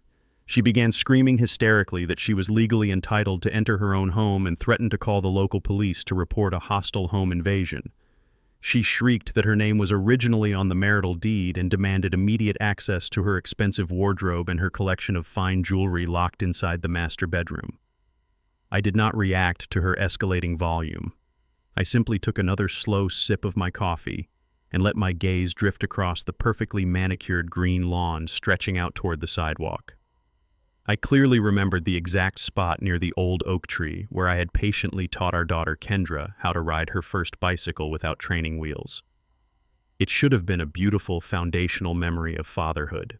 Instead, that specific afternoon was entirely tainted by Yvonne standing on the porch screaming at me for ruining the expensive landscaping and leaving tire tracks in her precious pristine grass. She had always valued the superficial aesthetic of her surroundings far more than the actual human beings living inside them. She cared about the illusion of a perfect family rather than the reality of one. I redirected my attention from the lawn back to the frantic woman screaming on the pavement. I raised my hand and pointed silently toward the far edge of the concrete driveway. A single cheap cardboard box rested right near the curb. I had instructed the security team to pack it meticulously before her arrival.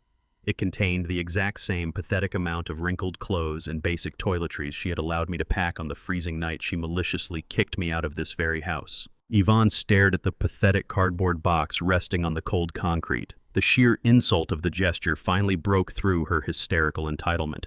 She looked back at me expecting to find a shred of lingering compassion or a hint of a final negotiation. She found absolutely nothing but an impenetrable wall of corporate authority. "You are currently trespassing on private corporate property," I informed her, with a voice entirely stripped of any remaining affection. "Take your box and leave the premises immediately, or I will have this security team place you under a formal citizen's arrest until the local authorities arrive to forcibly remove you." The absolute finality of my command shattered her remaining defenses. Yvonne realized she possessed absolutely no legal recourse and no financial power to fight back against the Vanguard Capital machine. She slowly walked down the length of the driveway, dragging her feet against the pavement. She bent down and picked up the cheap cardboard box, clutching it tightly against her chest. She turned and walked down the suburban street, sobbing uncontrollably with absolutely nowhere left to go and no wealthy benefactor left to manipulate. I watched her retreating figure shrink into the distance until she disappeared around the corner, completely erasing herself from my newly reclaimed territory. The quiet morning air settled over the lawn.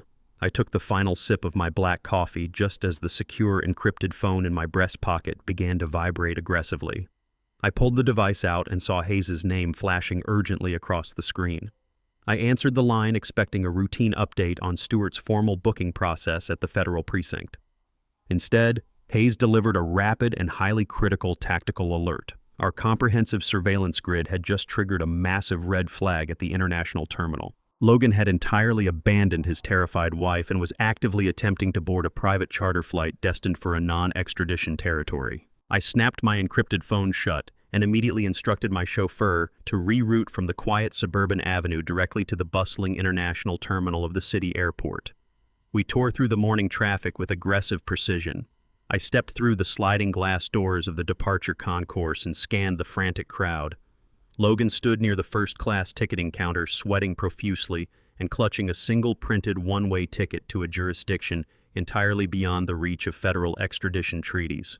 His manicured tech founder facade had completely disintegrated into raw animal panic. He constantly checked over his shoulder, expecting to see a swarm of uniformed federal agents descending upon him with handcuffs. He was not intercepted by the local police. He was intercepted by the absolute authority of Vanguard Capital. Hayes moved smoothly through the crowd, flanked by two massive private investigators operating exclusively on my payroll. They closed in on Logan, forming an impenetrable triangle of dark suits and broad shoulders. They did not cause a public scene or draw unwanted attention. They simply crowded him against the polished counter and quietly explained the fatal reality of his current situation. They physically guided the terrified fugitive away from the departure gates and marched him directly down a restricted corridor. They bypassed the standard security checkpoints and pushed him through the frosted glass doors of a secluded private VIP lounge. I sat waiting in a deep leather armchair at the far end of the quiet room. I watched my son-in-law stumble through the entrance completely stripped of his arrogant venture capitalist persona. I did not offer him a seat or a single ounce of familial comfort. I reached into my briefcase and withdrew the heavy-bound forensic ledger detailing the exact routing numbers he used to systematically drain my retirement pension. I dropped the damning document onto the glass coffee table with a heavy, definitive thud. The sound made Logan flinch violently. He stared at the pages documenting his massive financial theft and desperately attempted to resurrect his polished corporate charm. He began to stammer through a pathetic series of highly rehearsed venture capitalist excuses. He frantically tried to explain away the blatant wire fraud as an aggressive but standard market strategy utilized to temporarily secure operational liquidity. He promised to repay every single stolen cent with massive compounding interest once his tech startup secured its next round of phantom funding. I cut him off completely. I raised my hand and silenced his pathetic corporate rambling. I stared directly into his panicked eyes and outlined his exact reality. I presented him with two absolute and non-negotiable options. The first option involved me sliding the forensic audit directly across the desk to the waiting federal prosecutors currently dismantling Stewart's logistics network.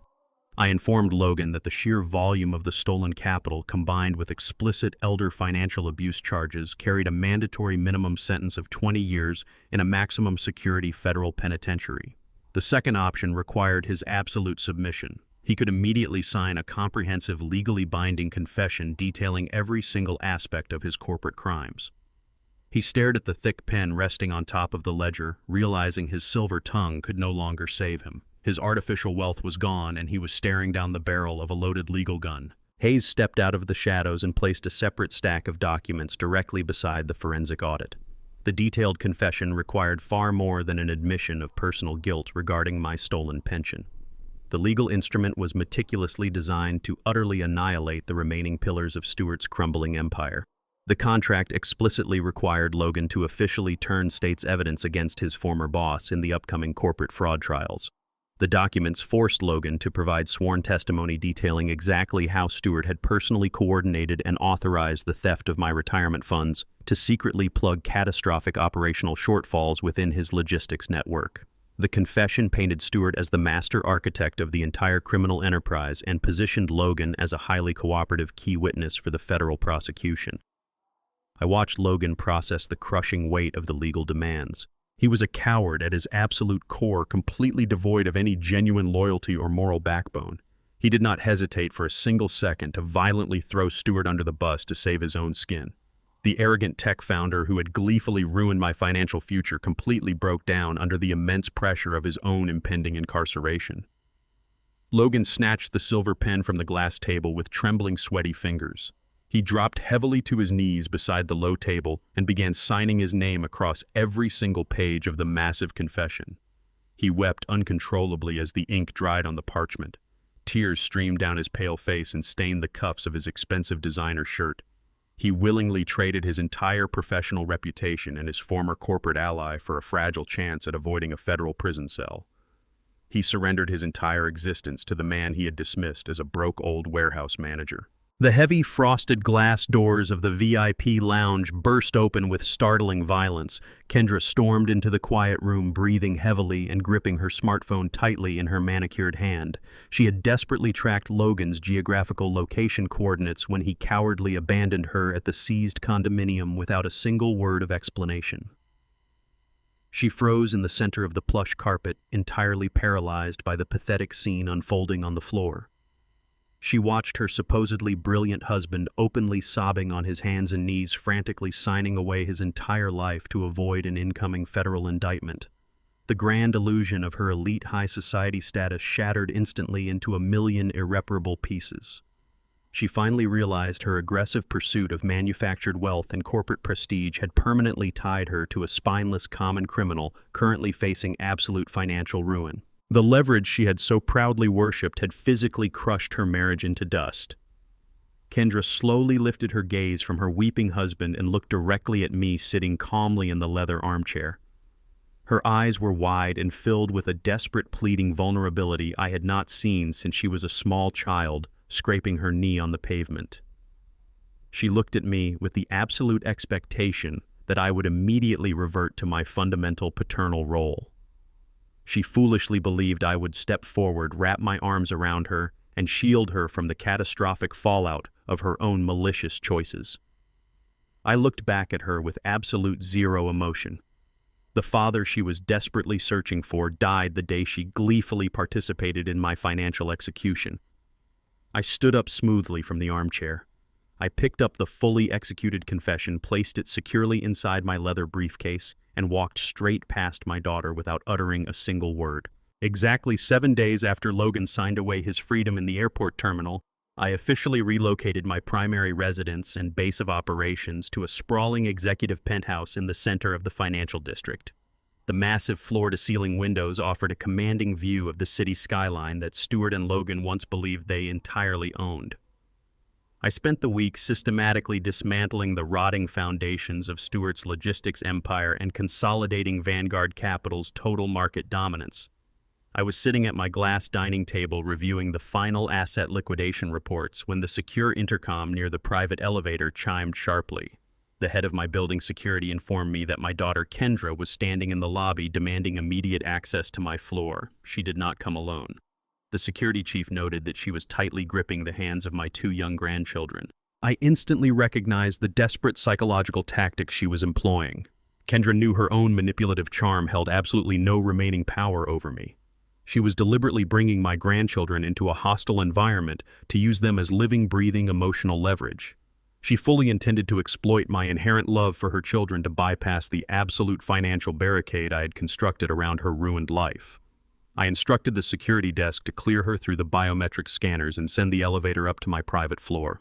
I set the heavy liquidation reports down on the glass table and prepared for the final necessary confrontation. The polished steel doors of the private elevator slid open with a soft chime revealing Kendra clutching her children. She stepped onto the pristine hardwood floor of the penthouse and immediately dragged my bewildered grandchildren toward the center of the massive living room. She collapsed onto an expensive Italian leather sofa and instantly began weeping with highly practiced theatrical desperation.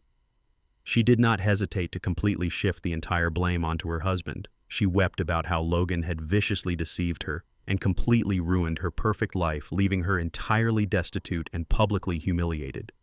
She shamelessly pleaded with me to purchase a new luxury home in a gated community and fully fund her elite lifestyle solely for the sake of providing stability for her innocent children. I completely ignored her fabricated tears and her desperate financial demands.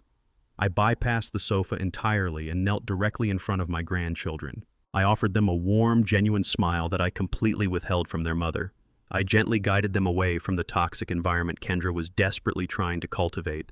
I led them down the wide hallway and into a private media room equipped with massive screens and shelves lined with brand new toys I had preemptively purchased.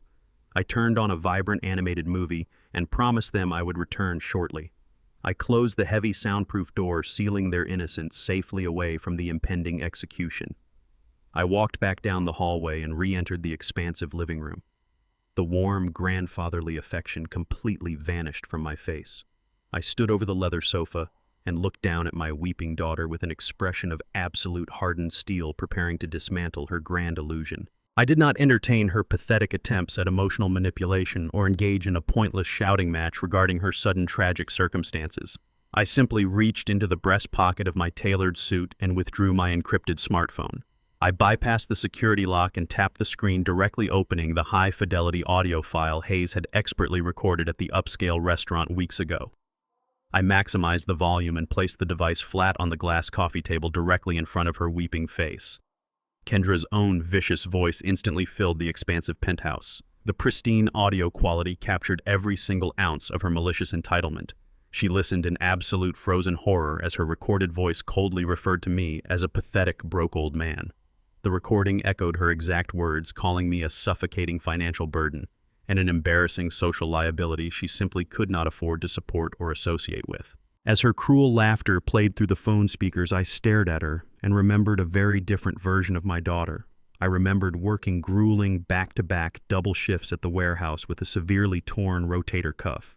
I endured agonizing physical pain just to ensure I could afford the ridiculously expensive designer prom dress she had absolutely demanded her senior year of high school. I had sacrificed my own physical health to fuel her teenage vanity.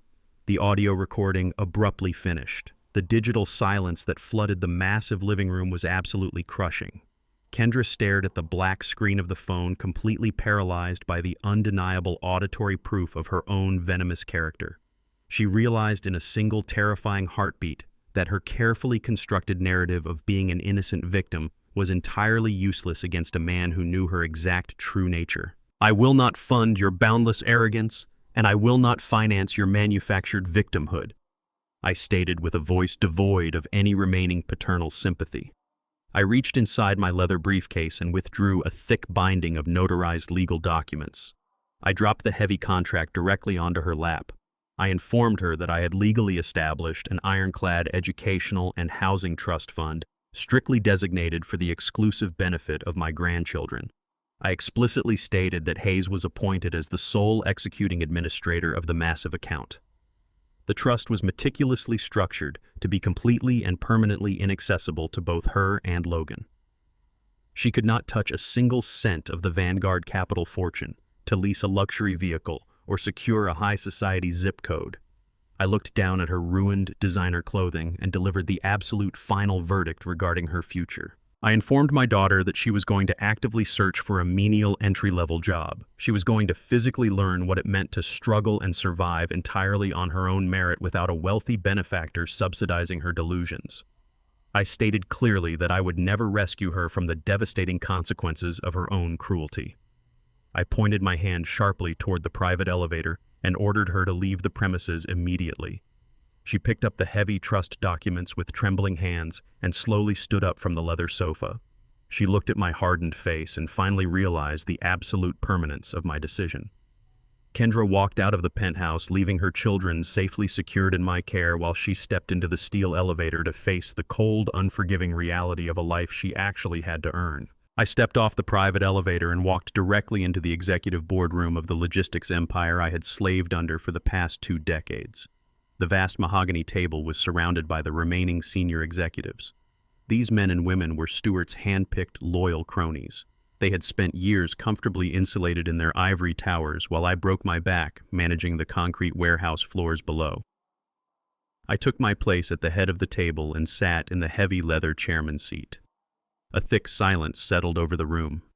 I observed their faces and recognized a distinct mixture of palpable fear and lingering corporate disrespect. They looked at my tailored suit and saw only the ghost of a blue-collar manager. They fundamentally assumed I entirely lacked the corporate ruthlessness required to manage and maintain a massive international shipping empire. They believed my sudden hostile takeover was merely a stroke of vindictive luck, and that my lack of Ivy League pedigree would inevitably lead to my rapid downfall.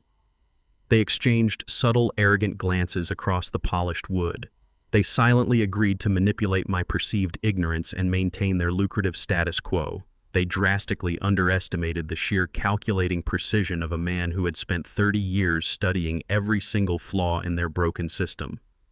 They were about to discover that true ruthlessness was not born in a boardroom, but forged on the loading docks. The lead operations director initiated the first pathetic attempt to deliberately undermine my absolute authority. He stood up and activated the main presentation screen, projecting a dizzying array of convoluted logistical strategies and aggressively complex financial projections. He spoke rapidly, heavily, relying on dense corporate jargon and fabricated bottleneck scenarios entirely designed to confuse and overwhelm a novice executive. He confidently proposed a massive restructuring of our primary transit routes, claiming it was the only viable method to salvage our quarterly margins in the wake of Stewart's departure. I let him speak uninterrupted for exactly 4 minutes before I raised my hand and silenced the room. I did not consult a spreadsheet or reference a single digital file. I systematically dismantled his deeply flawed strategy using 3 decades of hard-earned, on-the-ground institutional knowledge. I recited the exact fuel consumption rates for our entire Western fleet, the realistic turnaround times for the major regional hubs, and the specific union regulations his proposed schedule aggressively violated. I pointed out that his theoretical routing model fundamentally ignored the structural weight limits of our oldest cargo facilities, which was a fatal oversight that would cost the company millions in infrastructure damage within the first 30 days. I stripped away his fancy terminology and exposed his fundamental incompetence in front of the entire board of directors. The color drained from his face as I casually recited the specific pallet dimensions and loading dock capacities he had completely miscalculated. The remaining executives shifted uncomfortably in their expensive chairs. They suddenly realized I did not just own the company on paper. I intimately understood the absolute mechanical reality of the entire enterprise far better than any executive sitting in the room. I did not allow the humiliated operations director to sit back down. I executed a ruthless merit-based purge of the entire executive floor with immediate and brutal efficiency. I signaled Hayes to enter the boardroom carrying a thick stack of finalized termination notices. I methodically moved down the roster and fired every single senior manager who had been directly or indirectly involved in Stewart's fraudulent metric reporting. There were no negotiations and absolutely no quiet resignations permitted. I forced them to sign ironclad severance packages specifically containing punitive cause clauses. These strict legal instruments instantly stripped them of their accumulated stock options and completely voided their lucrative golden parachutes. They were escorted out of the building by my private security team with nothing but cardboard boxes containing their personal desk ornaments. To fill the massive power vacuum, I did not hire outside consultants or poach arrogant executives from rival corporate firms. I remembered the grueling decades I spent sweating in the air-conditioned distribution centers, working alongside men and women who possessed brilliant logistical minds but lacked the formal degrees Stewart demanded. I immediately promoted the hard-working floor supervisors, the brilliant dispatchers, and the seasoned shift managers who had been chronically ignored and systemically marginalized by Stewart's elite corporate circle. I handed the keys of the empire directly to the very people who physically kept the engine running every single day. I rebuilt the entire corporate hierarchy using the dedicated individuals who actually did the heavy lifting. The sheer loyalty and immediate operational clarity generated by this aggressive restructuring transformed the company culture overnight. The old guard was entirely eradicated and replaced by a hungry, disciplined vanguard ready to completely dominate the market. The volatile logistics company stabilized with unprecedented rapidity under the new ground-level leadership. Within a matter of weeks, our operational profits experienced a massive and sustainable increase. This surge in revenue was not the result of fabricated Wall Street numbers or manipulated digital algorithms. It was the direct, undeniable result of actual operational efficiency streamlined transit routes, and a deeply motivated workforce operating without the parasitic drain of Stewart's bloated executive salaries. I sat alone in the quiet boardroom at the end of a highly successful fiscal quarter, sipping a glass of aged bourbon.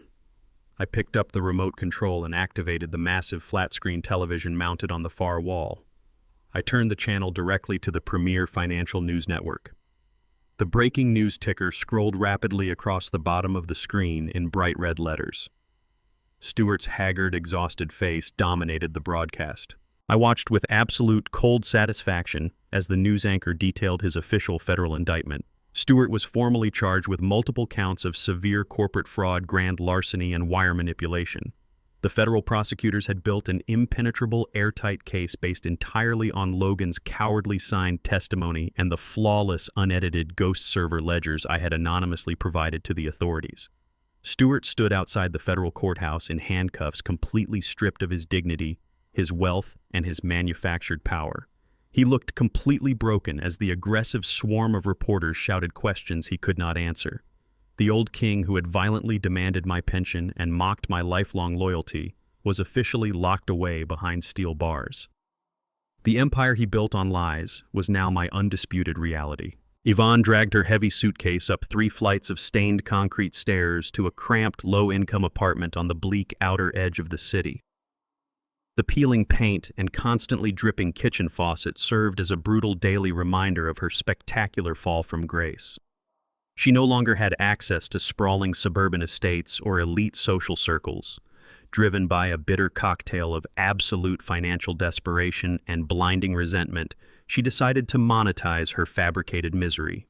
She immediately contacted a notoriously aggressive local tabloid publication known for printing sensationalized corporate scandals. Yvonne sat in a cheap diner across from a sleazy reporter and aggressively spun a wildly fabricated tale of extreme financial abuse. She falsely claimed that I had maliciously hidden billions of dollars in offshore accounts during our marriage specifically to defraud her during the divorce proceedings. She painted herself as the ultimate tragic victim. She described herself as a devoted and abused wife who was ruthlessly abandoned and left entirely destitute by a tyrannical billionaire the moment he secured his massive hidden fortune.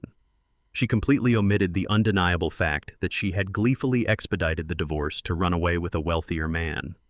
She provided the tabloid with manipulated timelines and exaggerated emotional anecdotes, hoping to spark a massive public outcry that would force me into a quiet multi-million-dollar settlement just to save my corporate image.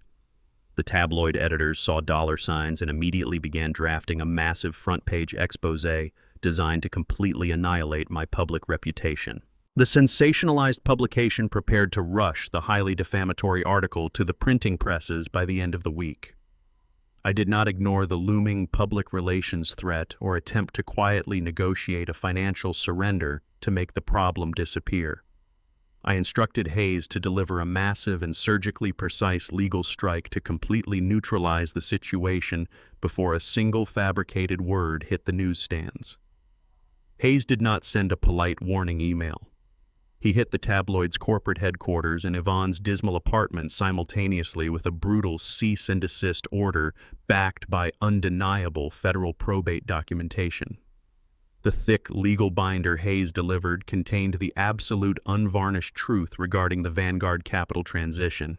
The officially stamped documents categorically and mathematically proved that I did not legally possess or control a single cent of the $360 million trust during our marriage. The ironclad probate timelines explicitly detailed a mandatory 80-day waiting period initiated immediately upon the original benefactor's death. The paperwork definitively established that the massive corporate fortune remained legally locked and entirely inaccessible until that exact temporal waiting period fully expired. Yvonne had arrogantly forced the expedited divorce through the family court system weeks before the 80-day threshold was ever crossed. She had legally severed herself from my financial orbit solely because of her own malicious impatience to secure another man's wealth. Hayes provided the tabloid's sophisticated legal department with certified court transcripts, proving Yvonne had explicitly waived all rights to my future assets simply to finalize her hasty exit. The undeniable paper trail completely shattered her fabricated narrative of hidden billions in marital fraud. She was not a victim of a vast financial conspiracy orchestrated by a tyrannical billionaire. She was the sole architect of her own devastating financial ruin. The tabloid's seasoned legal team reviewed the airtight probate documents and immediately panicked. They recognized the sheer magnitude of the Vanguard Capital legal machine and deeply understood that publishing Yvonne's blatant lies would invite a catastrophic defamation lawsuit capable of bankrupting their entire media organization.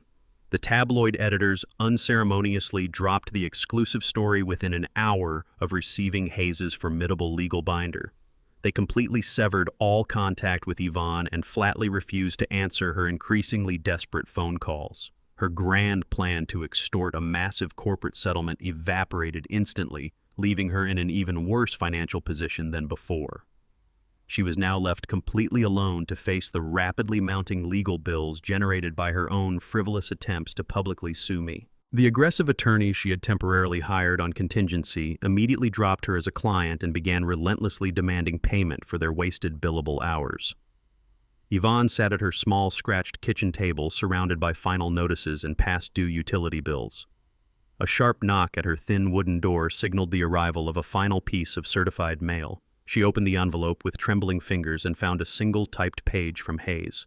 The final letter served as an absolute warning that any further attempts at public defamation or legal harassment would result in immediate and catastrophic civil litigation.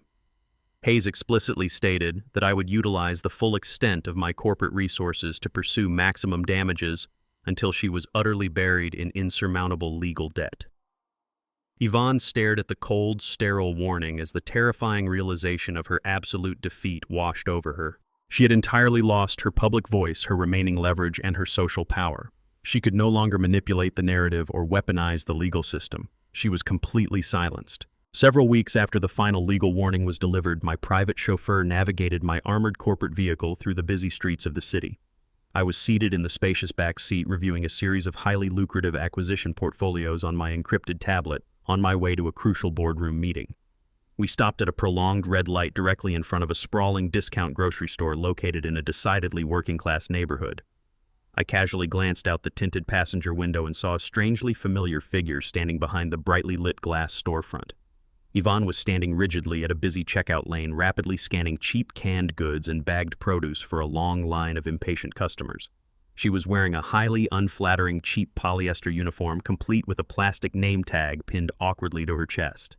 The arrogant, triumphant sneer she used to wear while parading through our stolen suburban estate was completely gone. Her face was etched with sheer exhaustion and the crushing reality of menial labor.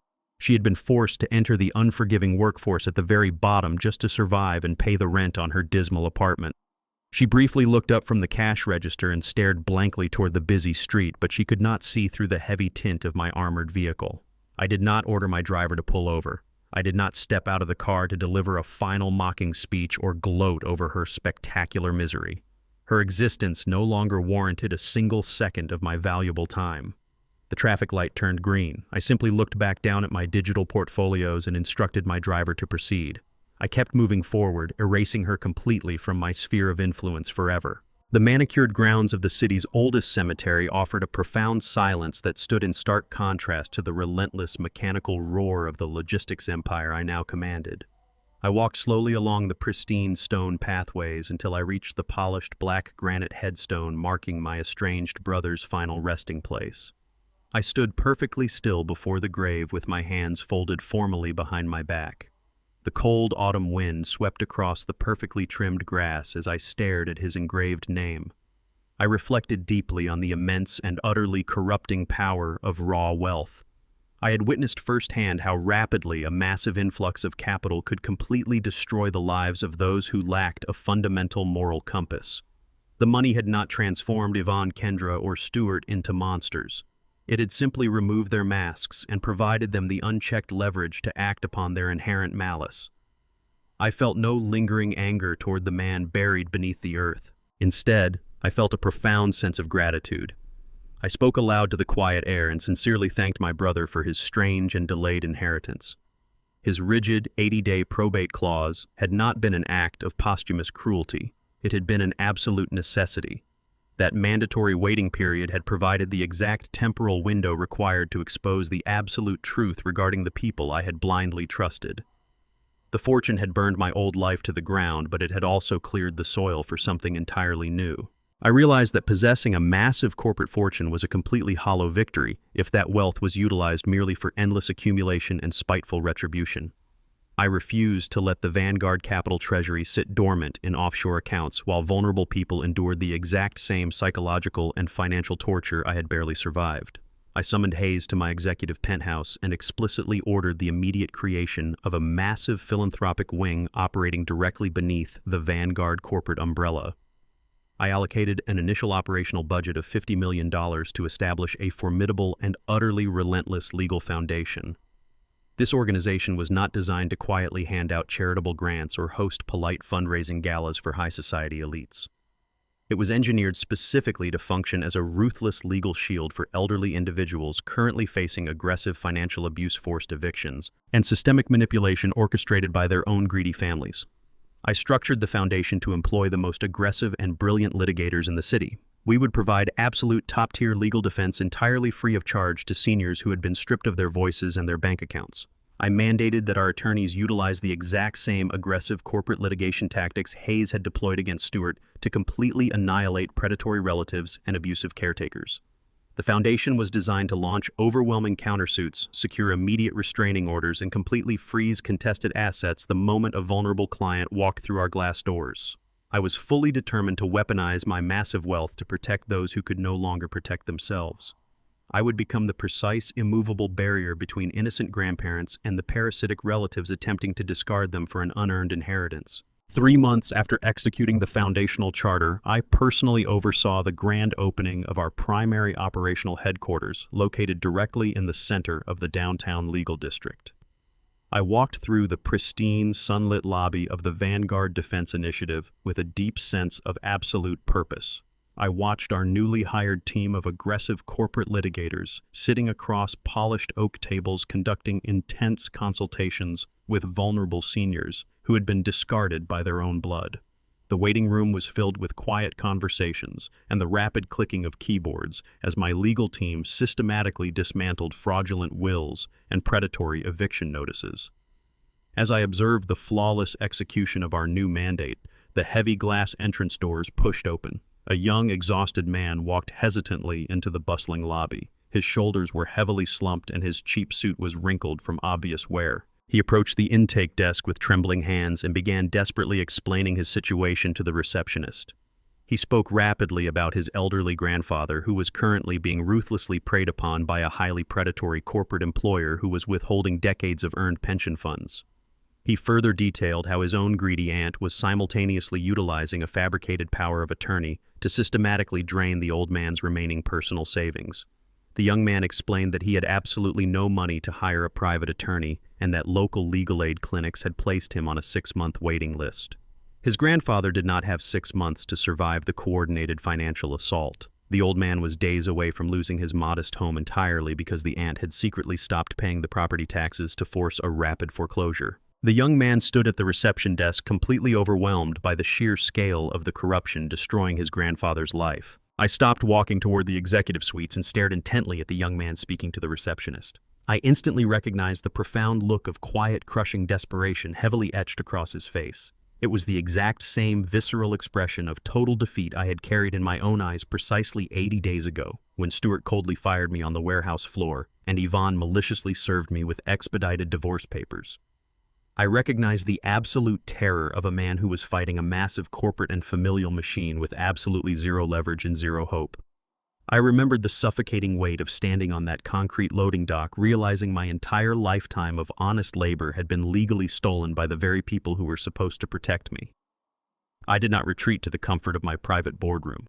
I bypassed my administrative staff entirely and stepped directly up to the intake desk. I instructed the receptionist to hand me the intake file and I turned to face the exhausted young man. He looked at me with a mixture of profound confusion and lingering exhaustion. I placed my hand firmly on his shoulder and guided him away from the crowded public lobby. I led him down the wide corridor and opened the heavy mahogany doors leading directly into my private corner office. The walls were lined with the same forensic ledgers I had utilized to completely destroy Stewart's empire. I walked behind the massive desk and gestured toward the plush leather chair positioned opposite my own. "Sit down right now," I instructed him in a voice that left absolutely no room for doubt or despair. I pulled a fresh legal pad from my drawer and picked up my silver pen. "We are going to freeze your aunt's accounts before noon, and we are going to completely dismantle that employer by tomorrow morning. I am going to handle this case personally." I stood rigidly near the heavy mahogany doors of my private corner office and stared at the exhausted young man trembling in the leather chair. His name was Elias, and his desperate plea for legal intervention perfectly mirrored the crushing helplessness I had felt standing on that warehouse floor exactly 80 days ago. I had spent those agonizing weeks methodically dismantling a billion-dollar logistics empire to reclaim my stolen pension and exact a precise corporate vengeance. Now sitting across the polished desk, I realized that true power was not merely the capacity to destroy an enemy. True power was the absolute ability to weaponize that destruction into a formidable shield for those who possessed zero leverage. I picked up my silver pen and tapped it rhythmically against the blank yellow legal pad. Elias was drowning in a sophisticated financial conspiracy orchestrated by a corrupt logistics firm and a malicious aunt who was actively utilizing a forged power of attorney to steal his grandfather's home. The predators had aggressively calculated that a working-class family completely lacked the capital and the resources to mount a sustained legal defense. They had drastically underestimated the newly forged Vanguard Defense Initiative. I did not offer Elias hollow platitudes or empty corporate promises. I initiated an immediate and aggressive tactical response. I activated my encrypted desktop intercom and summoned Hayes directly into my office. I instructed Hayes to mobilize our absolute best litigation team and prioritize Elias's case above all other pending Foundation matters. The instructions were crystal clear and completely ruthless. We were going to hit the predatory aunt with a massive federal injunction before noon, completely freezing every single asset and bank account tied to her name. We were going to drag the corrupt logistics firm into emergency arbitration by sunrise, threatening catastrophic public exposure and severe federal audits if they did not immediately release the stolen pension funds. Hayes did not hesitate or question the aggressive timeline. He simply nodded, curtly scooped up the initial intake file, and marched out of the office to unleash the full weight of the Vanguard legal machine. I watched the profound shock wash over Elias's exhausted face as he realized he was no longer fighting alone. He had just handed his grandfather's survival over to an organization that wielded more financial firepower than the predators destroying his family could ever comprehend. I leaned back in my leather chair and offered the young man a faint, genuine smile. The silent adjustment of my own life had been flawlessly executed. It was time to systematically adjust the balance of power for everyone else. 3 days later, I stood silently on the expansive terrace of my newly acquired executive penthouse. The cold autumn wind swept across the meticulously manicured rooftop garden as I looked down at the glittering sprawl of the city skyline. I held a steaming cup of bitter black coffee in my right hand and a finalized corporate audit in my left. The thick document detailed the absolute trajectory of the past 80 days. The sheer mathematical reality of the destruction I had orchestrated was undeniable. Stewart, the tyrannical CEO who had publicly humiliated me and stolen my pension, was currently occupying a sterile cell in a maximum security federal penitentiary, actively serving the first year of a mandatory 10-year sentence for massive corporate fraud. His entire logistics empire had been completely absorbed and forcefully restructured by Vanguard Capital. Logan, the arrogant tech founder who had eagerly facilitated the theft of my retirement, was completely bankrupt and utterly disgraced. He was currently employed in a grueling manual labor position working on a construction site. The federal court had mandated severe wage garnishments to ensure every single cent of his meager paycheck was aggressively diverted to pay off the massive restitution he owed for his financial crimes. His meticulously crafted venture capitalist facade had been permanently crushed under the immense weight of federal prosecution. I took a slow, deliberate sip of the dark coffee and turned the page of the comprehensive audit. Yvonne remained entirely erased from my existence. She was currently working exhausting back-to-back minimum wage shifts at a discount grocery store, permanently trapped in the exact crushing poverty she had once so viciously mocked. She had lost her stolen suburban sanctuary, her fabricated high society status, and her entire manipulative voice. The threat of catastrophic civil litigation had permanently silenced her attempts to sell fabricated stories to sleazy local tabloids. She was living the exact life she had ruthlessly attempted to force upon me. Kendra, my entitled daughter, was slowly and painfully learning to survive within the strict confines of a realistic budget. She was working a demanding entry-level administrative job and actively navigating the harsh realities of raising her children without a wealthy benefactor silently funding her delusions. I had established an ironclad educational and housing trust strictly for the benefit of my grandchildren, entirely administered by Hayes and completely inaccessible to Kendra. She was permitted supervised weekend visits at the penthouse, but she was actively forced to earn her relationship with me through genuine effort and demonstrable respect, rather than toxic entitlement. The suffocating parasitic toxicity that had plagued my life for decades had been surgically and permanently excised. I closed the thick audit folder and rested it on the small glass patio table.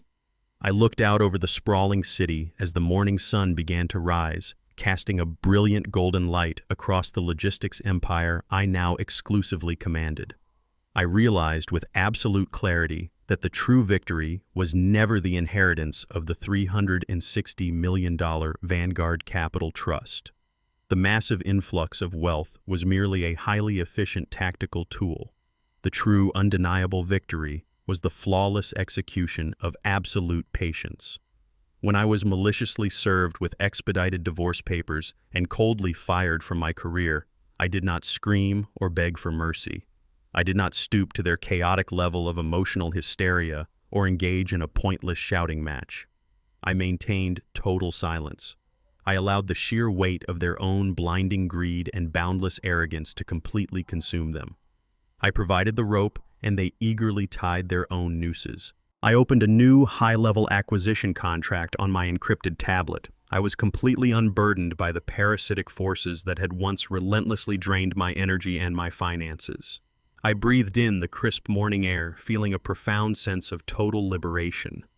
I was undeniably wealthy in capital, but I was infinitely richer in peace, purpose, and entirely reclaimed dignity. The silent adjustment was officially complete. I walked steadily down the wide carpeted hallway toward the primary executive boardroom of Vanguard Capital. The heavy oak double doors were pushed open by my personal assistant as I approached. I stepped into the massive sunlit room and immediately felt the profound shift in the atmosphere. The long, polished mahogany table was not surrounded by the terrified sycophants and incompetent cronies Stewart had violently cultivated during his tyrannical reign over the logistics firm. The table was now occupied by a formidable team of brilliant, disciplined professionals. These men and women were the sharpest financial minds and the most aggressive legal strategists in the entire city. They did not look at me with the thinly veiled contempt or the manufactured pity I had endured for decades. They looked at me with genuine, absolute professional respect. They respected my unyielding strategic intellect and the absolute precision of my execution, not simply the massive zeros sitting in my corporate bank accounts. I walked past the row of standing executives and took my rightful place at the head of the table. As I sat down in the heavy leather chair, I realized the profound physical and psychological distance I had traveled in a mere matter of months. I was no longer the exhausted, discarded warehouse manager sitting numbly in a freezing cubicle, desperately trying to salvage a shattered marriage and a stolen pension. I was the undisputed architect and the absolute commanding authority of my own entire existence. Hayes stood at the far end of the boardroom and formally initiated the quarterly review. He activated the massive presentation screen and projected the finalized operational metrics for the newly integrated logistics network. The results were absolutely staggering. The company had experienced a massive 30% increase in legitimate verifiable revenue in the single quarter following my ruthless purge of Stewart's toxic management structure. The deliberate promotion of the hardworking blue-collar supervisors and the immediate elimination of the parasitic executive tier had resulted in unprecedented operational efficiency and total market dominance. The company was no longer a fragile house of cards built on fabricated ledgers and aggressive intimidation. It was a massive, impenetrable fortress of actual physical industry. Hayes smoothly transitioned the presentation to report on the Vanguard Defense Initiative. The philanthropic legal foundation had already successfully intervened and completely legally dismantled over 400 verified cases of severe elder financial abuse. We had physically saved 400 vulnerable seniors from forced evictions, fabricated incapacitation lawsuits, and the aggressive predatory manipulation of their own greedy families. Our aggressive corporate litigators had permanently frozen the assets of hundreds of abusive relatives and successfully prosecuted dozens of severe fraud cases. I listened to the flawless reports and felt a deep, unwavering sense of absolute purpose. I picked up my silver pen and signed the quarterly approval documents with a completely steady, unshakable hand. I was no longer simply accumulating wealth. I was actively building a massive permanent legacy based entirely on brutal integrity, relentless hard work, and absolute undeniable accountability. The comprehensive financial review officially concluded. I dismissed the room and remained seated at the head of the long mahogany table as the executives filed out. I turned my leather chair toward the massive floor-to-ceiling windows and looked out over the sprawling city skyline bathed in the bright morning sun. The absolute quiet of the empty boardroom provided a rare moment of profound internal reflection. As I stared at the towering skyscrapers, my thoughts drifted back to a man who had never possessed a fraction of the wealth I currently controlled. I clearly remembered my own father. He was a quiet, hardened man who spent 40 brutal years sweating in the intense heat of the industrial steel mills. He never owned a tailored suit or sat in an executive boardroom. He came home every single night covered in dark soot and completely physically exhausted. Yet he never complained and he never compromised his absolute core principles. He had patiently taught me throughout my entire childhood that a man's true worth is never defined by the size of his bank account or the superficial prestige of his zip code. He instilled in me the unwavering belief that true value is forged entirely by a man's quiet endurance and his absolutely unshakable honor in the face of profound adversity. Looking out over the vast empire I had legally conquered, I realized with absolute certainty that I had finally completely honored his quiet legacy. I had survived the ultimate devastating betrayal orchestrated by the people I loved most. I had faced total financial ruin and public humiliation, but I had never surrendered. I had won the war entirely by remaining absolutely true to my own unyielding character. The heavy oak doors of the boardroom clicked shut as the last executive exited, leaving me completely alone in the massive space.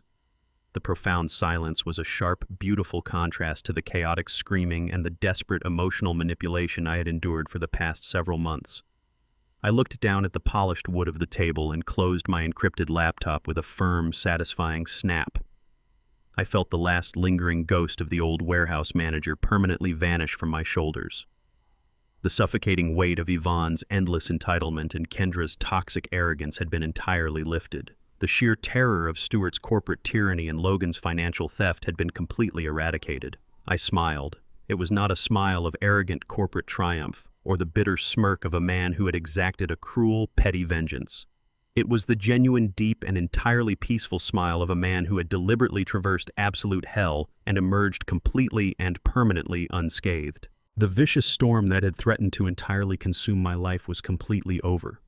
The ruthless predators who had attempted to violently discard me had been completely and legally vanquished by their own blinding greed. I stood up from the heavy leather chair and buttoned my tailored suit jacket. I turned my back on the massive windows and the ghosts of my past. I picked up my briefcase and walked smoothly out of the boardroom, moving forward with absolute clarity into a bright, unwritten future entirely of my own deliberate making. I stopped walking toward the executive suites and stared intently at the young man speaking to the receptionist. I instantly recognized the profound look of quiet, crushing desperation heavily etched across his face. It was the exact same visceral expression of total defeat I had carried in my own eyes precisely 80 days ago when Stuart coldly fired me on the warehouse floor and Yvonne maliciously served me with expedited divorce papers. I recognized the absolute terror of a man who was fighting a massive corporate and familial machine with absolutely zero leverage and zero hope. I remembered the suffocating weight of standing on that concrete loading dock, realizing my entire lifetime of honest labor had been legally stolen by the very people who were supposed to protect me. I did not retreat to the comfort of my private boardroom. I bypassed my administrative staff entirely and stepped directly up to the intake desk. I instructed the receptionist to hand me the intake file, and I turned to face the exhausted young man. He looked at me with a mixture of profound confusion and lingering exhaustion. I placed my hand firmly on his shoulder and guided him away from the crowded public lobby. I led him down the wide corridor and opened the heavy mahogany doors leading directly into my private corner office. The walls were lined with the same forensic ledgers I had utilized to completely destroy Stuart's empire. I walked behind the massive desk and gestured toward the plush leather chair positioned opposite my own.